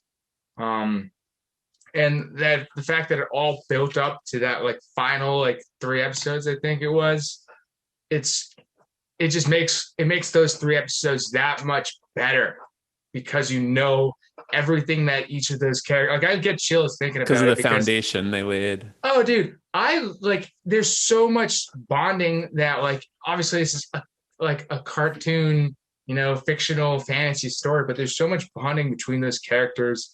And if you were to like when you start watching those shows, you think about like them like they're real because that's how you enjoy things, and or at least that's how I enjoy things fictionally. And so at the end, like you get emotional with those characters because you care about them. And so when you see Sokka holding on to Toph and he says, "I think this is it, Toph," I'm crying because I'm sad because there's some crazy stuff going on, and that stuff is like so incredible to me. So I always like think about like I don't want it's kind of like I said in the earlier, I don't want to write myself in a box that I can't write myself out of. And to add to that, like in a tasteful manner, like I don't want to have to kill off a character to make something work, you know? Hmm. Um, and I think that was another reason why, shouldn't just put your first book out there right away. Because in order for them, I don't know this for a fact, but in order for Dante, I can't remember his name, the creator of Avatar. The other guy's Brian, but in order for them to write that, they had to know everything that was going to happen in the in that third Right. season, Yeah.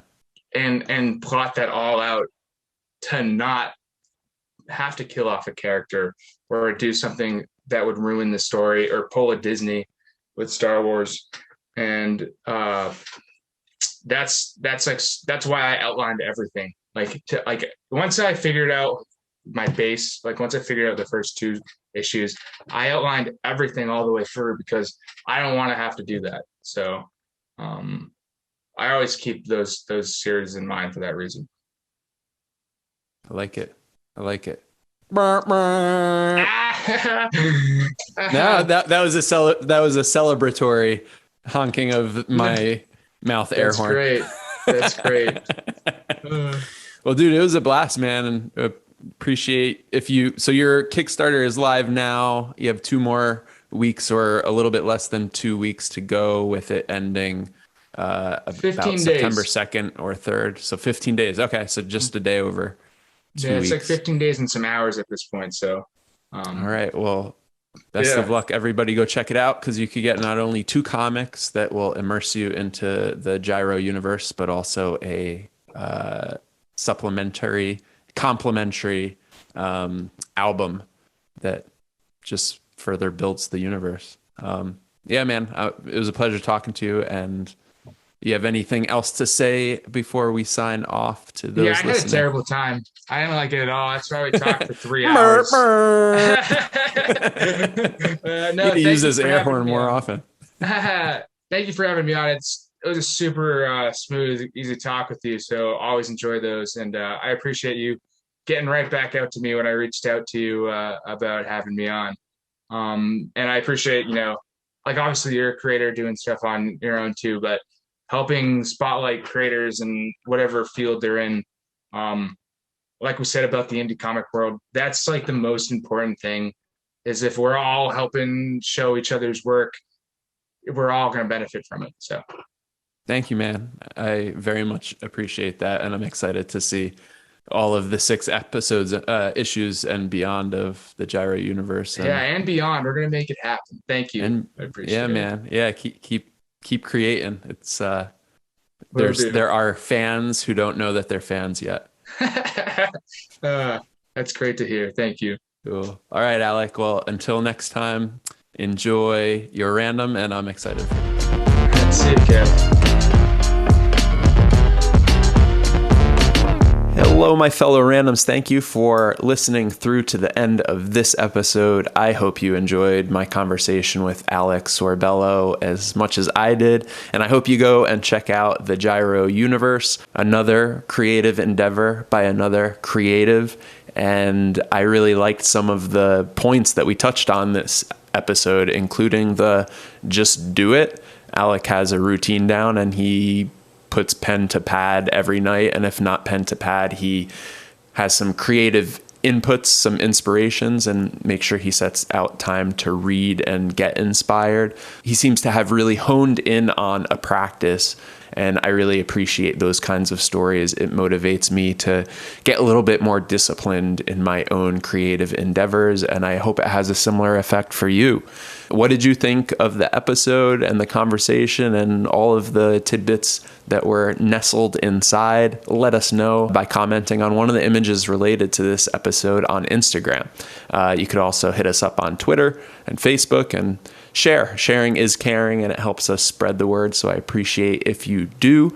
I also am cutting out a little bit of a segment from the end of this episode, trying to slowly craft something together that can be kind of a standalone short episode that is will become and is slowly evolving to be a base set of finishing, concluding questions that put my guests on the spot to think creatively about their past, present, and future, and thinking about, what really matters to them in their creativity and what they are seeking to achieve. So I'm just going to let it flow over the next few episodes as I hone in on what those questions should and could be, and exactly what I want to get to the bottom of by asking them.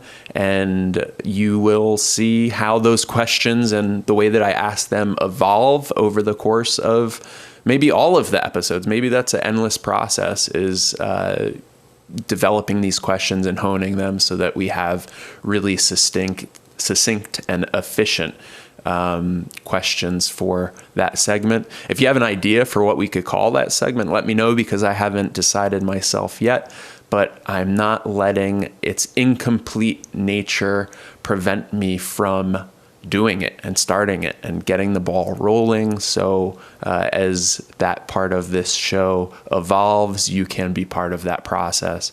And I appreciate you joining us. So thanks again for listening to What's Your Random Podcast. Until next time, enjoy the random.